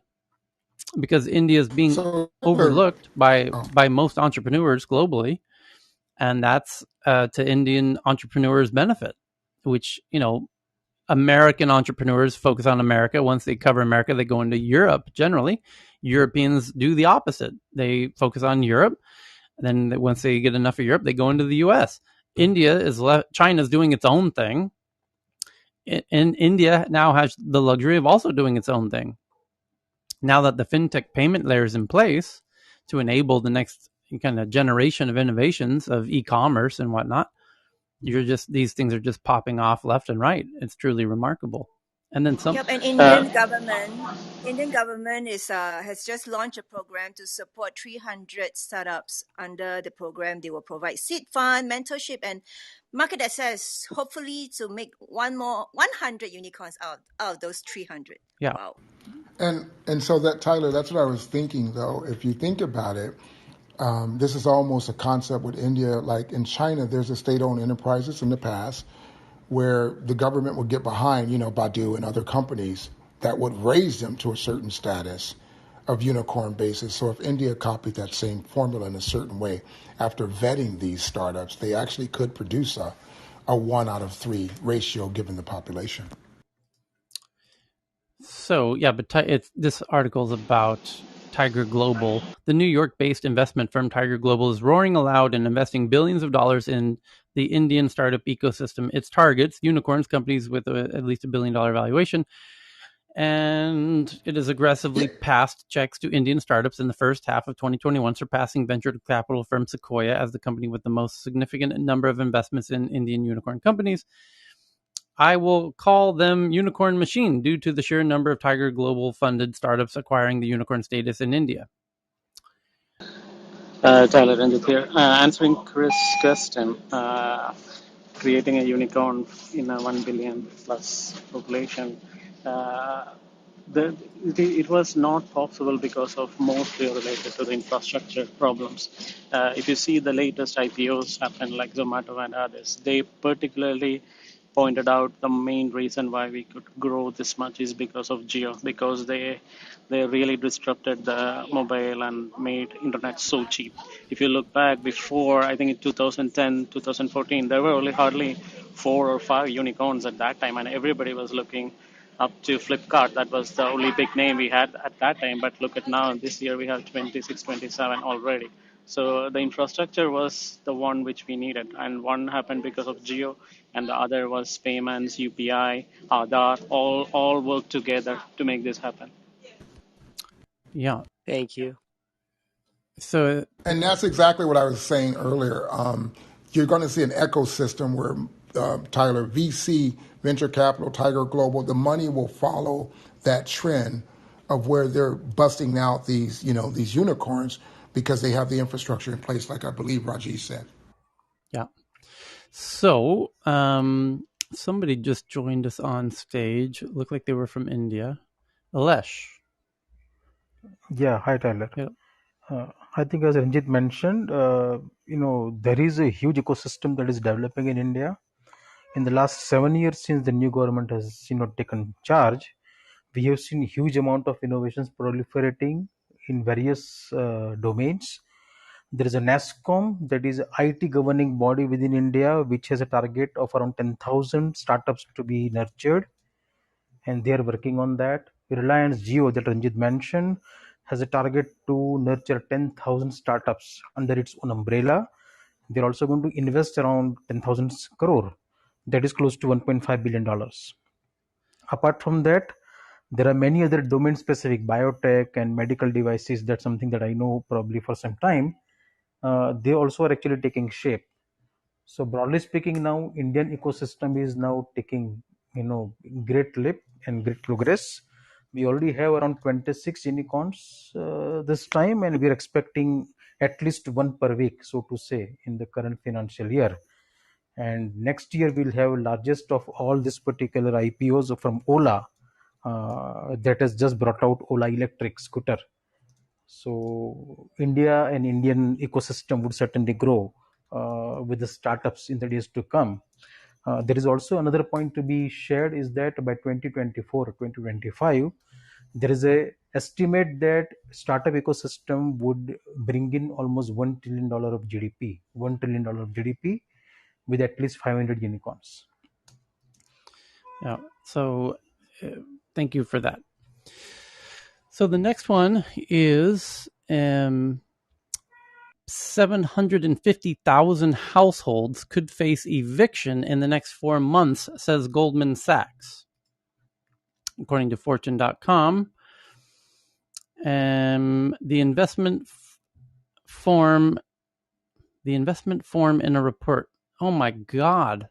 Fortune.com, what is wrong with you? The third word of your article is a huge typo. You mean the investment firm in a report said as many as 750,000 households. You wrote the investment form in a report. Fortune? Hello, Apple. I'd like to report a sinking ship. Hello. You know what? Fortune is a paid magazine, right? Goldman Sachs is sounding the warning bell about a looming eviction crisis, urging Congress to act quickly. The investment form in a report said as many as 750,000 households, that's nearly 1 million households, could face eviction before the end of the year. And that as many as 3.5 million households nationwide are behind in their rent payments. At this point, the only thing stopping that would be an eviction moratorium from Congress, which has been hesitant to agree to such a policy so far. The Biden administration ordered one previously, but that was overturned by the Supreme Court over the weekend. Many state-level eviction bans are also set to expire soon. While the government has taken steps to make it easier for renters at risk to receive funds from the Emergency Rental Assistance Program, it's unlikely that money will arrive in time for thousands of families. Evictions, says Goldman Sachs, were likely to be particularly pronounced in cities hardest hit by the coronavirus, as the number of apartments is high in those areas. An eviction crisis would be more than a humanitarian and health concern. It could create economic worries as well. Goldman Sachs says it expects a small drag on spending and job growth from people directly impacted, but the larger concern is public health, which could be more seriously impacted. Goldman Sachs is hardly the only group raising the red flag on evictions. The Census Bureau estimates roughly 1.3 million people are likely to get evicted in the next 2 months. 1.3 million becoming homeless in the next 2 months. And the Center on Budget and Policy Priorities estimates there are 11.4 million Americans currently behind on rent. 10 million homeless? Well, Tyler, it's not going to be 2 months. The eviction process, the legal proceeding can be dragged on for a long time, at least months in most states. So you're not going to see that many people on the streets in 2 months to begin with. It's wild. Although I remember raising this alarm a month or two ago. I think Cheryl will recall. The next one is from Wall Street Journal. Schools look for help from AI teacher assistants. Researchers are developing AIs aimed to keep students engaged and saving educators time. Not all robots are good at math. Take Projo, a program that researchers are testing to help students of all ages spot their math and science mistakes embodied in a small humanoid robot. Instead of standing in for an instructor, Projo acts as a peer, inviting the students themselves to help it solve problems. Let's take turns, it might say. I'm not so good at this. Projo can also help students work together and assess their growth and weaknesses in both robot form and on a computer screen. It is one of a variety of teaching aids in development boosted by AIs that scientists and educators say could support tomorrow's classrooms. Typically, AI education products serve one function, such as assessing a student's literacy, tailoring tools to individual learners, and performing administrative functions such as grading. Next generation tools may do all of this in a single platform, serving at times as a peer learning partner, a group facilitator, and a monitor for educators, a sort of superpowered teacher assistant personalized for each student. So I think eventually AIs will replace teachers nearly completely. They're going to be able to teach very personalized, like video games do, knowing exactly kind of where the student is at, what they know, what they don't know, the best way to help them learn what they don't know. It turns every teacher into a private tutor. It's fantastic. Yeah. So we'll see. I think AIs have is the secret to fixing the education crisis.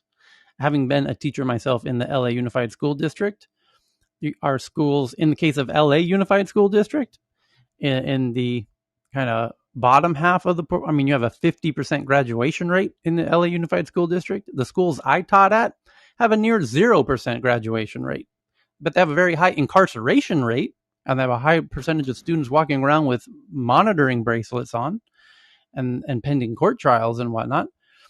And so get rid of the bad teachers. Tyler, I never knew that. And I grew up in LA and Compton. But let's not talk about that in tech news. But what part of LA, like just give me a broader South Central? Yeah, South Central. Right off the 110, both sides. Oh, shit. Okay, I'm sorry. We're on tech news. Okay, I got to go. Yeah. Oh, I didn't know that. Good for you. Yeah, because that's a lot of bad teachers. Oh, my God. And you're right. It'll weed out bad students and bad teachers because you have to just survive. But let's not derail the tech news. No. We'll talk offline. I get it. The teachers, to me, are the problem. They don't care at all. But also the parents don't either. When I had my, you have these quarterly, every 3 months, you have parent teacher night where the parents are supposed to show up and talk to the teacher about how the student's doing, about how their kid is doing. But the teacher has to stay after school. School bell rings 3 p.m. Normally you leave by 3:30, 4 o'clock. 6 p.m. parents are supposed to show up after work and talk to the teacher about how the kid's doing. So I hung around. I went over to Starbucks, got a drink, came back, made a bunch of notes ready on how each student's doing. All the other teachers left. I was like, what's going on? And they were looking at me like, why are you staying here? I said, because it's parent-teacher night. And like, well, you realize no one's going to show up. I said, what do you mean? I used to have parent-teacher night when I was a student, and me and my parents used to go to school, talk to the teacher. I sat there at 6 o'clock. There's 6 classes during the day. You get 1 period off, so you have 5 classes. Out of my 5 classes, each with 35 students, I had exactly 1 student show up, and it was like the one Asian student that I had out of the whole school. And that was the only teacher that showed up, only parent who showed up. It was probably me. Well, if it wasn't Chris, it was probably me, because people wonder how I went to Stanford and finished the Marine Corps and all this other stuff. But you're right. You just, it's sad. I mean, I just don't want to go back. But by the way, but it's sad. It's not just the parents. It's the teachers, as you said, because I used to go into the lunchroom. These teachers checked out a decade ago. They're done. Yeah, I mean, I don't want to think. Okay, I'm going to cut off the phone because I'll get emotional, and I don't want to think about it. But I know exactly what you're saying, Taylor, and I can confirm it. Like, doing whatever, you can ask them questions. They'll be like, "Don't bother me, don't talk to me." So if you wanted to get, as a student, if you wanted to get better, you could not get better. You had to figure out how to do it on your own, no matter what was going on at home, no matter what was going on in your neighborhood, the hood, the conditions. You had to figure that shit out quickly, or you were dead, neither physically or mentally. So, I mean, I just didn't know you taught in LA. So, yeah, when you talk about school districts, some of them, yeah, that needs to be overhauled for like 50 fucking years. Oh, yeah. It's just wrong. I mean, it's really like the teachers sit there and get a pension. It's not like the Marine Corps. You have to focus and work, but get a pension, and they would literally just let fights take out in the classroom. LS, that was the next thing I was about to say on the tip of my tongue was every class I had turned into a fight, so much so that 5 minutes into the classroom, you just push all the desks to the walls, clear the floor to make a UFC fight. And then the only way I could teach anything was how to teach based on the fight that was about to occur and the bets that were going to be placed based on the fight. We could do a math problem around how to strategically bet on the fight that's about to happen. Yeah, and who may or may not get shot going home. Okay, so yeah, I know, I get it. Tyler, how long did you teach in that school? Multiple schools all over. I was a fill-in teacher. It's called a substitute teacher. So okay. As a substitute teacher, every day you could go to a different school. But as the newest person in the system, I get assigned only the schools that no one else is willing to take, which are the hardest schools in the whole LA Unified School District. Absolutely. So, and they're the ones, the reason people would not take them is many people feel they're dangerous, and in some cases they are. But I saw it. I absolutely loved it. I look back on that as, very fondly, and I really enjoyed it. I learned more there than I've learned going to college. It was unbelievable. And I bounced. I covered nearly most of the schools in South Central LA, both the middle schools and the high schools. At least Asian student turn up for you, Tyler. That explains why the Asians are ahead. No, it's just that's why you're in Thailand now. No, not really. That's why Tyler loves Asian. No, that's not why. That's not why. Man too. Yeah. But I really wish there was a viral video yesterday that a student took, because now students have cell phones. When I was teaching there were not. This was pre-iPhone, pre-2007. And so there was no viral videos of what was happening in these classes. And yesterday, a viral video broke out of a duel fight of 2 sets of girls fighting each other in the same classroom. And it went viral on Reddit. And I said, this was every day for me. Every single day, this would happen, and I just had flashbacks of my teaching down there. Is truly. I wish people understood what was going on in these schools in LA. So it would be an amazing documentary, but it's illegal to record what's going on in the classroom. But if we could, it would become like a Michael Moore style documentary about education. Would be unbelievable. Well, you could do it, Tyler. I mean, you're a teacher. Yeah, Just get a lot of teachers together Yeah. and just interview the teachers and the students, man, because this problem needs a lot of damn awareness. And Cheryl, to Tyler's point, I like Asian girls too. Well, I like all women, but I prefer Asians no matter what. I've traveled to Asia and China. I lived there. But, people can be who they are, because it's interesting, because the first 12 years of your life is the key. If it doesn't work out well or environment, you don't exist on this earth. This is why I love this headline about help from AIs, because I took on a full assignment at Dorsey High School to be the computer teacher. And shit, I was at Dorsey my junior year. Get out of here. No, I was at Dorsey my junior year. That's funny. I transferred out of, I had to leave manual arts and then go to Dorsey, then back to manual arts, and then over to company. Yeah. Oh, wow. Yeah. So let's not go there. At Dorsey, I did, because I started on the first day of school, and the rule is if you're there on the first day of school, if you cover 40 days, even as a substitute teacher with no training, you officially become the teacher because you've done the first 40 days in the same class starting on the first day of school. So you have the option to stay. You get a pay raise if you do it. So I did. So I covered the computer class at Dorsey, and I loved it. I absolutely loved it because I found a way to get the students excited about computers. And that's why I think AIs have an advantage over any human teacher, honestly, because you can make the AI more engaging in a way for students than you can a human teacher. It's scalable. Once you make a really engaging AI system like a video game, that you can plug that in every computer in every classroom in the US in a way that you can't scale human teachers. What did they call you? What was your? So check this out. Professor T, they used to call me. So the funny thing is LS, if you lived in LA, you know the Grove. No doubt anyone from LA knows the Grove. And it's this outdoor shopping area in the middle of LA near Hollywood. And I used to walk around the Grove, I'd be out on a date or whatever. And there's all these young students from Southeast LA kind of walking around, and I'll be cruising around on a date, and then all of a sudden I hear Professor T, Professor T, and they come running up to me. I get this big group hug of, these kids from, down in South Central LA, and everyone's looking around like, what are all these black kids doing hugging this white guy in the middle of the Grove? They're all high-fiving and jumping on my back, and it's, yeah. So Tyler, what was your way?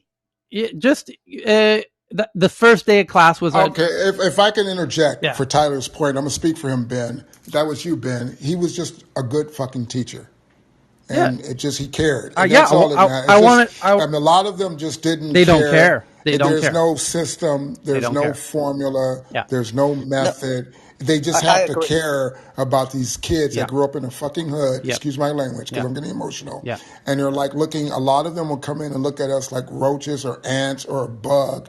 And that's why earlier with the COVID, I still, like if my company, as long as I control AIDC, my board, I would give my patents up or limited time so that other countries can get vaccinated, because they really just look at it as a lot of the world as cannon fodder.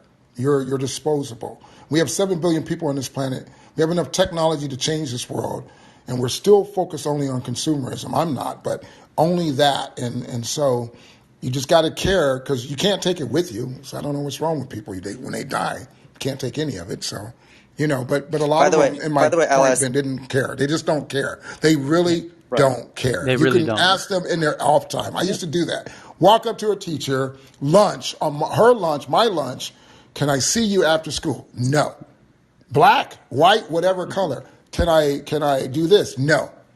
Yeah. Well, what do I do? I can't take the book home, because you couldn't take the book home by that. Just so people who don't know, like in the South Central LA Unified School District schools, the teacher, who's the assigned teacher, every day, the entire school year, walks into the classroom, sits back in their chair, puts their feet up on the desk, opens a newspaper, waits for the bell to ring an hour later. That's it. Nothing happens. And the kids it's daycare, and the kids are just going crazy in the classroom doing whatever they want to do.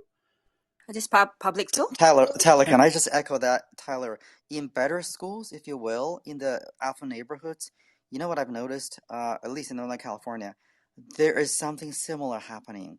It just seems to me the teachers in public schools, they are tenured. Yeah. They just don't want to make an effort. No, it's the union. I'm talking about high school. They can't be fired, There's and they no know risk. it.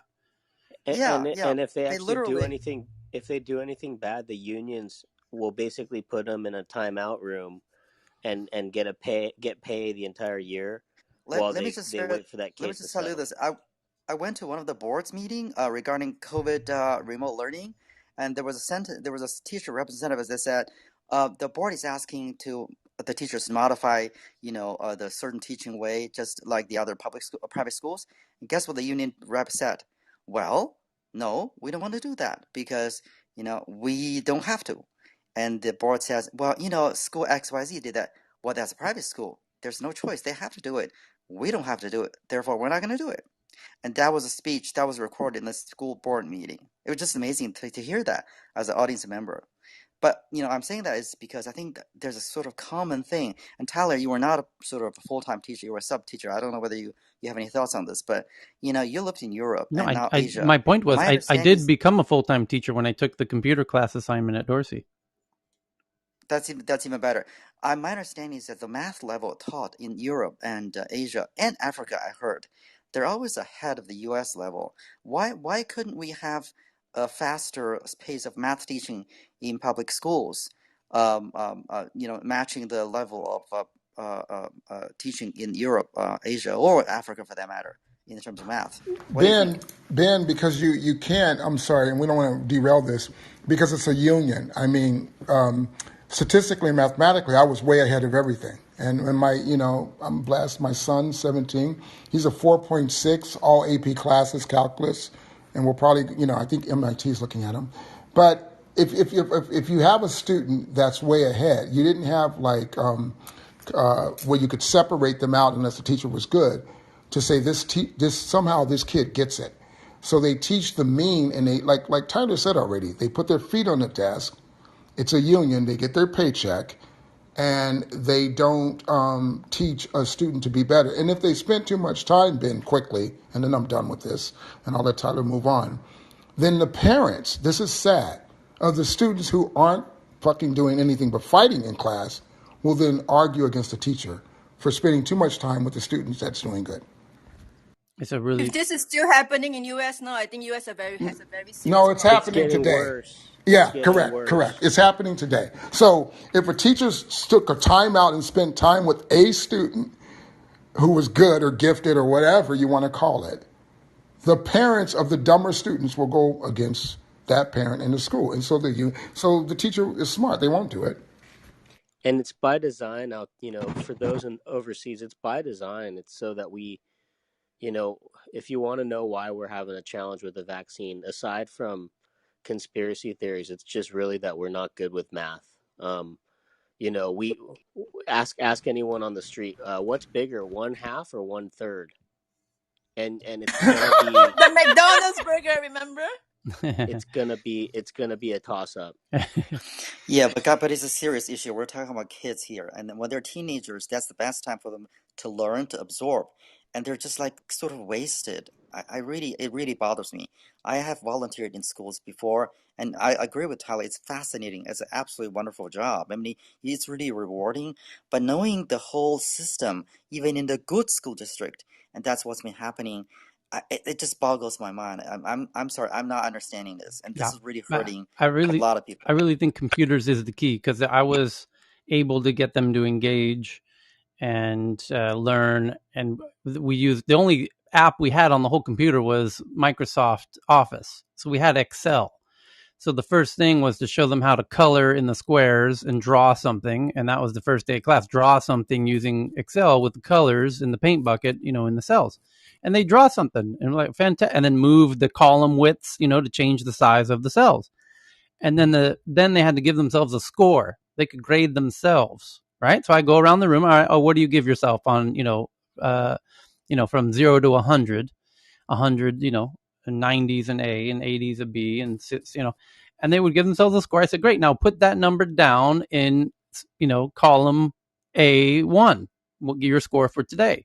Okay. And then the next day we do a different project and they give themselves a score. Now put that in the next column. And then I can show them how to calculate their average, and they can see every day what their average score is just using Excel in an actual real way, so they can track their own progress day to day using Excel. And then they learned how to use Excel every day. So, and then it was very creative. Huh? You're very creative in teaching. Very good teacher. Right. But I mean, you had to make it relevant to them in a very real way.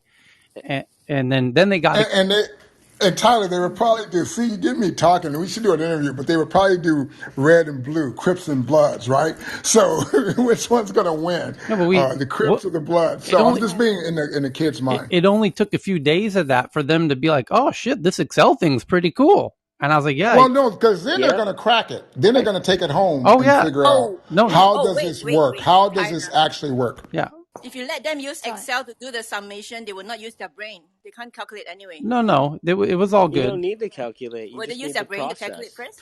Okay. That's not the important part. The important part was getting them to see Excel as a really interesting tool, and give them use cases that they found personally interesting. And then once you do that, then you start it's a snowball, and then you just got to keep feeding, coming up with interesting exercises of how you just could get on Google and find interesting uses for Excel for students. And there's an unlimited number of them. And we'd come into class each day and play with them.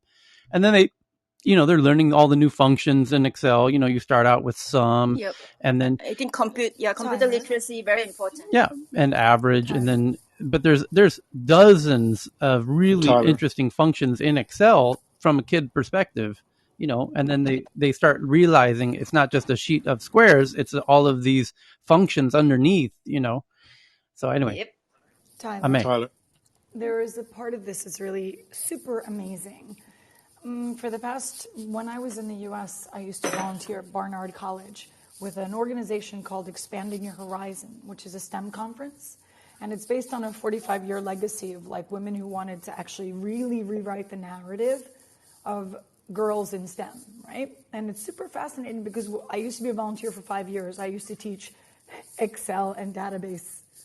And I used to teach it in Access and Excel because it was engaging the girls to understand that they too could grow up to be a database developer, and you have to be relatable to them. And that was something that was very interesting because they were learning robotics.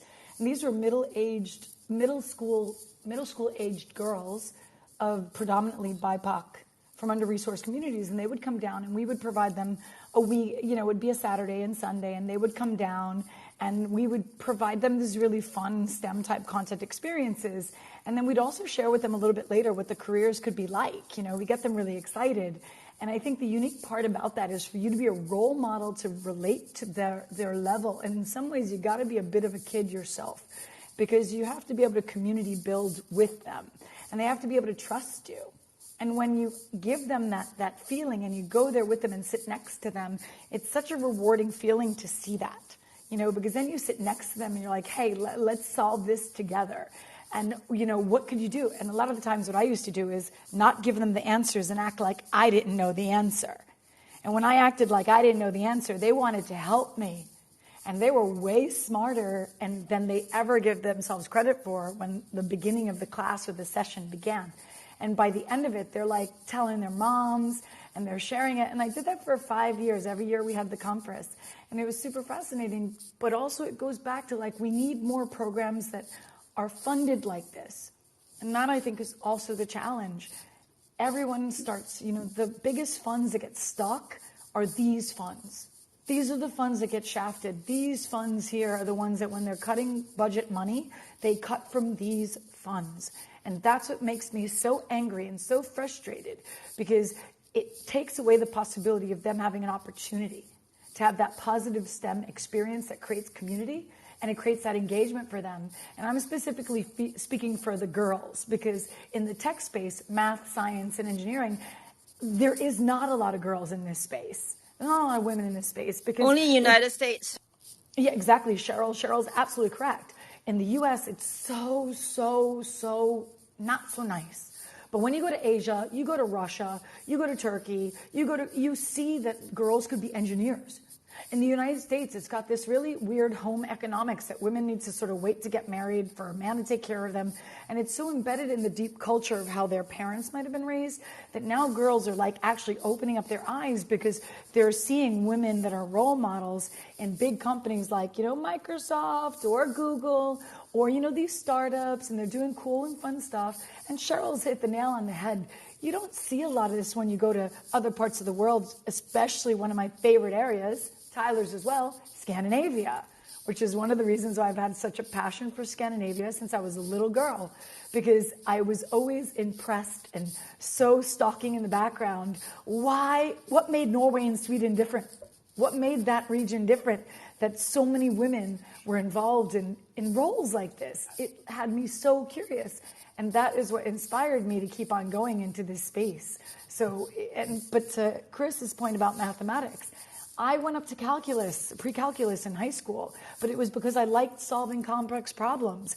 And that is something that if someone likes solving complex problems, that's a wonderful place for people to sit, because you have to use your brain to solve problems in different creative ways through math. Yeah. Tyler, I'm going to be quick, real quickly, just to finish. Yeah. May, you and Tyler should do something back channel, because there is black girls in tech in the U.S. And maybe, May, you know me well, you should do Latina girls, tech and tech or something with Tyler, literally, because you're a teacher, Tyler, or a former teacher. And, just spin it off. That'll be a startup that can do a lot of money in ed tech with AI, with, minorities in tech. So you both could do that. Yeah. I just want to say something. Go ahead, Erwin. I just want to say something. I don't want this to be a bashing of teachers in the U.S. because there are teachers out there that pour their heart out, their own money out for their classes and for their kids. And if you look at some of the graduating classes that these young kids have come from impoverished background, but they've made it through the 12 years, gone on to college, and they are doing something. So I don't want people on the stage to get the understanding that all of the U.S. schools are terrible and kids aren't making it through, because that's not the real story. There are people out there. There are teachers like, when Tyler was there are teachers like that have reached out to touch kids, to get them through. Maybe they had to go to their homes to find out why they weren't coming to school and going the extra mile. Yeah, there were tenured teachers there that didn't give a crap. And during the early 50s and 60s, they didn't look like us either. They were teachers from different places, and they got their tenure, and they didn't give a crap about the students because they didn't think they were worth giving a crap about. But there are teachers that look like Tyler that did think these kids have potential. Exactly. And they took the time and the effort. So it's and I guarantee you don't just find this in the U.S. You find it all over the world. This is not just a U.S. problem. I gotta Tyler, back to AI. Okay, back to AI real fast. Classroom. Just a quick question. Huh? Back to AI in the classroom. What about Khan Academy? I think it's great. What do you think of leveraging that? Yeah, I think it helps. Can that be used? Yeah. Yeah. I hope they continue to evolve that. But I really feel like the personalized nature of what the student knows and struggles with, the AIs will be able to know, you struggle with this particular thing and you excel at this other thing, and how do we combine all of this knowledge to help people learn in the ways that they are better to retain and everything. So anyway, the next article to get into here is Tomoko just sent in a really cool new Sharp, which is still one of Japan's big tech companies, just released new medical listening ear pods, which look like AirPods, but are actually more designed specifically for elderly. But elderly don't like wearing hearing aids, but these look like, very stylish, modern AirPods. And, it's a really interesting point. So people don't have to feel embarrassed about wearing hearing aids. They wear something that looks like AirPods, and they work like hearing aids. And then BB sends in this one from Japan Times. An always there AI chatbot comforting China's lonely millions called Xiaolus, a cutting-edge artificial intelligence system designed to create emotional bonds with its 660 million users worldwide. Holy shit. This thing's going to be banned in China tomorrow.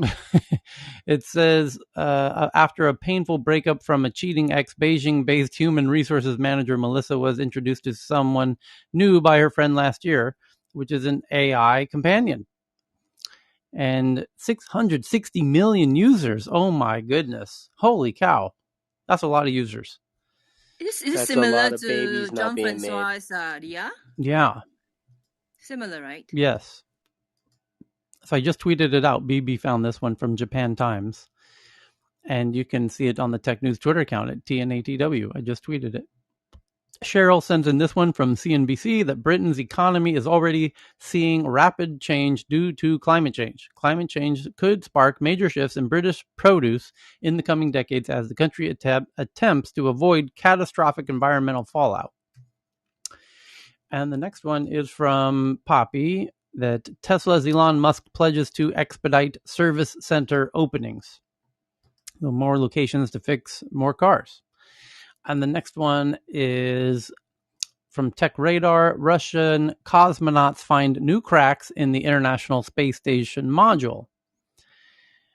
But no reported air leaks, thankfully, but more cracks in their module, which was just plagued with all kinds of problems. And Poppy sends in this one from The Verge that you will now have to tell Instagram your birthday to keep using the app. The company will also use AI to see if you're lying. Oh, that's interesting. I would love to know what they have in mind to figure out how you're lying. Maybe the face, they can look at your face and tell if you're within the range. That would be wild. And the next one is from Evan, that charging room system powers lights, phones, laptops without wires. Researchers have developed a system to safely deliver electricity over the air, potentially turning entire buildings into wireless charging zones. In a move that could one day free the world's countertops from their snarl of charging cords, University of Michigan thinks they have a new solution. I just tweeted that out from Evan, and here's another one from Evan from Vice, that delivery apps are going to vigorously fight to take more money from struggling restaurants. So that one's just New York City made a cap on app commissions permanent, and gig companies aren't happy and are fighting back. And Square to launch a new paid subscription, Invoices Plus, will offer sellers a set of advanced features. And Mahogany sends in this one from Mashable. Your next pet could be this AI robot called the XGO Mini. Is an AI robot that has a visual, voice, and gesture recognition, so you can train it to respond and react to you. Virtual pet. And the next one is from Abjit, from The Guardian. The end of phone calls. Why young people have silenced their ringtones. A survey has found only a fraction of 16 to 24-year-olds think phone calls are remotely important, so they put their phones on vibrate. And also from Abjit, this one from World Economic Forum. Is Cambodia's Bakong the future of digital currencies? The National Bank of Cambodia's new digital currency, called the Bakong, benefits both financial institutions and end users. And interestingly, Cambodia is a country that has two currencies. They also formerly used the US dollar, interestingly, here in Southeast Asia. But it'll be interesting to see how that plays into their new digital currency.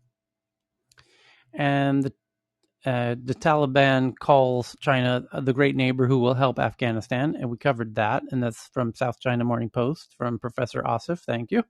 And then Evan sends in this one from Daily Mail about the Star Wars-like anti-missile robot that thwarted ISIS-K's attack on U.S. planes. So apparently, it was also revealed in an article we read 30 minutes ago that ISIS-K in Afghanistan, in addition to their 2 bombs near the airport, also launched missiles at U.S. aircraft that were trying to, evacuate people. And thankfully, the U.S. had this Star Wars-like anti-missile robot that shot down the missiles that were trying to attack these evacuation airplanes. It's called. This sounds awful familiar to me. Like Iron Dome out of Israel? No, this with targeting the airplanes. Oh, yes. I think we discussed that the other night. That's right. Yeah, so Johan revealed a very amazing personal revelation that he happens to have very intimate individuals who are on a craft going back and forth from Turkey to Kabul. It's a Swedish evacuation craft, and that craft, as most of these types of crafts, airplanes do, they have detection devices to know when they have kind of missiles aimed at them, to put it bluntly, and the alarms were going off the entire flight. It's so much so that they had to disable the alarms because they were just on the entire time. So they were being tracked by surface-to-air missiles while in Kabul and while they were transporting back and forth from Turkey. Yeah, it was actually so loud. It was so many SAM sites or SAM radars that were tracking them. So they actually had to shut the whole radar detection system down and rely on the Patriot missiles and the Americans actually guarding them for eventual incoming ordnance. Yeah, surface-to-air missile systems.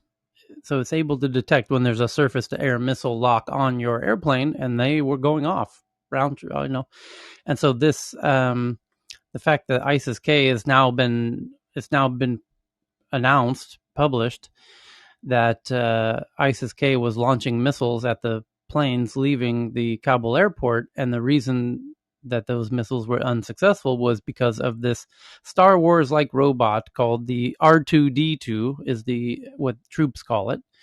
And it does look like R2-D2 with a bunch of big guns on the front that are able to shoot 4,500 rounds per minute at the missiles while they're in flight, very similar to Israel's Iron Dome. So the next one is from Dave McGinty, who sends in this article from the BBC, which is a video about China's magic weapon. Governments around the world are uncovering secret operations to expand China's influence. The work of a branch of the Chinese Communist Party called the United Front Work Department. And President Xi has called it his magic weapon. Australia has changed its laws to combat foreign interference, and America says 8 out of 10 industrial espionage cases now involve China. So what is the United Front doing in the UK? Jane Corbin investigates this powerful but shadowy organization. Has influence become interference as China bids to become the world's most powerful nation on earth? From the BBC. So just sent that one out to the Twitter account at TNATW. And then someone sent in this one from TechCrunch, a startup called Kokomo raises millions to give people a way to co-own a luxury vacation home. Who doesn't want a vacation home? That's what I thought. Kokomo is a Mexico City-based startup that wants to help make a dream a reality for many people. So just tweeted that one out. And then someone sent in this one from Bloomberg Green. China has thousands of hydropower projects it doesn't want. As President Xi Jinping calls for greater environmental protection, officials are eager to demolish badly planned dams, but the country will need vast amounts of clean hydroelectric power to meet its net zero goal. China is trying to wean its massive economy off coal and fossil fuels to meet its ambitious goals of becoming carbon neutral by 2060. So why is it trying to shut down as many as 40,000 hydropower plants? The answer lies deep in the nation's troubled history of trying to control its rivers. Ever since Chairman Mao exhorted workers in the 1950s to conquer nature, China has been throwing up dams large and small at a prolific rate to generate power, tame flooding, and provide irrigation for fields and drinking water for cities. The long-term effects of that often chaotic policy are now coming home to roost. Many dams in the country are too small to generate meaningful amounts of power. Others have simply become redundant as the rivers ran dry. Their reservoirs silted up, or they were suspended by dams built upstream. For a long time, people thought it was a waste to let the river just run away in front of you without doing something, said Wang Yongchen, founder of Green Earth Volunteers, a Beijing-based non-governmental organization that focuses on river protection. In a western suburb of Beijing, one of the nation's most famous early hydropower projects is being turned into a tourism site. Workers are busy paving roads and beautifying houses at a new ancient business street near the retired Moshiku Station, built in 1956. The 6,000 kilowatt project, former industrial center, was the first big automated hydro station designed and built independently. And now it was never officially ceased operation. It just gradually stopped generating power, the victim of worsening droughts in the north of the country and the increasing demands on the waters from towns and villages upstream that built hundreds of barriers to harvest its water. More than 80 water conservancy projects were built in Beijing region alone, according to Chinese local media. By the 2010s, the river was running dry an average of 316 days a year. The weather in Beijing has changed, said Jin Chengjian, 60 years old, who spent all his life in the district. As a child, I often swam in the diversion canal near the station. Now the water gets less and less and dirtier and dirtier. Bad planning, said a local villager who, like many Chinese people, declined to give their name. It could just collapse one day, so I never go too close. Last year, the government blocked the only access road to the dam for virus prevention. The structure had been attracting social media pundits who compared it to the Hoover Dam in doomsday movies. So apparently they have too many dams that aren't working as planned initially. But that seems like a whole lot of dams. What did they say? What was the number there? 40,000? So why is it trying to shut down as many as 40,000 hydropower plants? That's a lot of hydropower plants. Okay, so we're going to pause there. We're 15 minutes over, and I still have now 3 hours of tweets to dig through, but we will do that when we meet again in 5 hours, or 5 hours, 4 hours and 14 minutes. Thank you. Thank you, everybody. Drink water, Tyler. Tyler? Do so. Yes, sir. Tyler, I'm going to start calling you Professor Tyler now. Professor T. Oh, good teacher Tyler. Which name do you want? I'm going to give you a name, so which one do you want? Professor T. So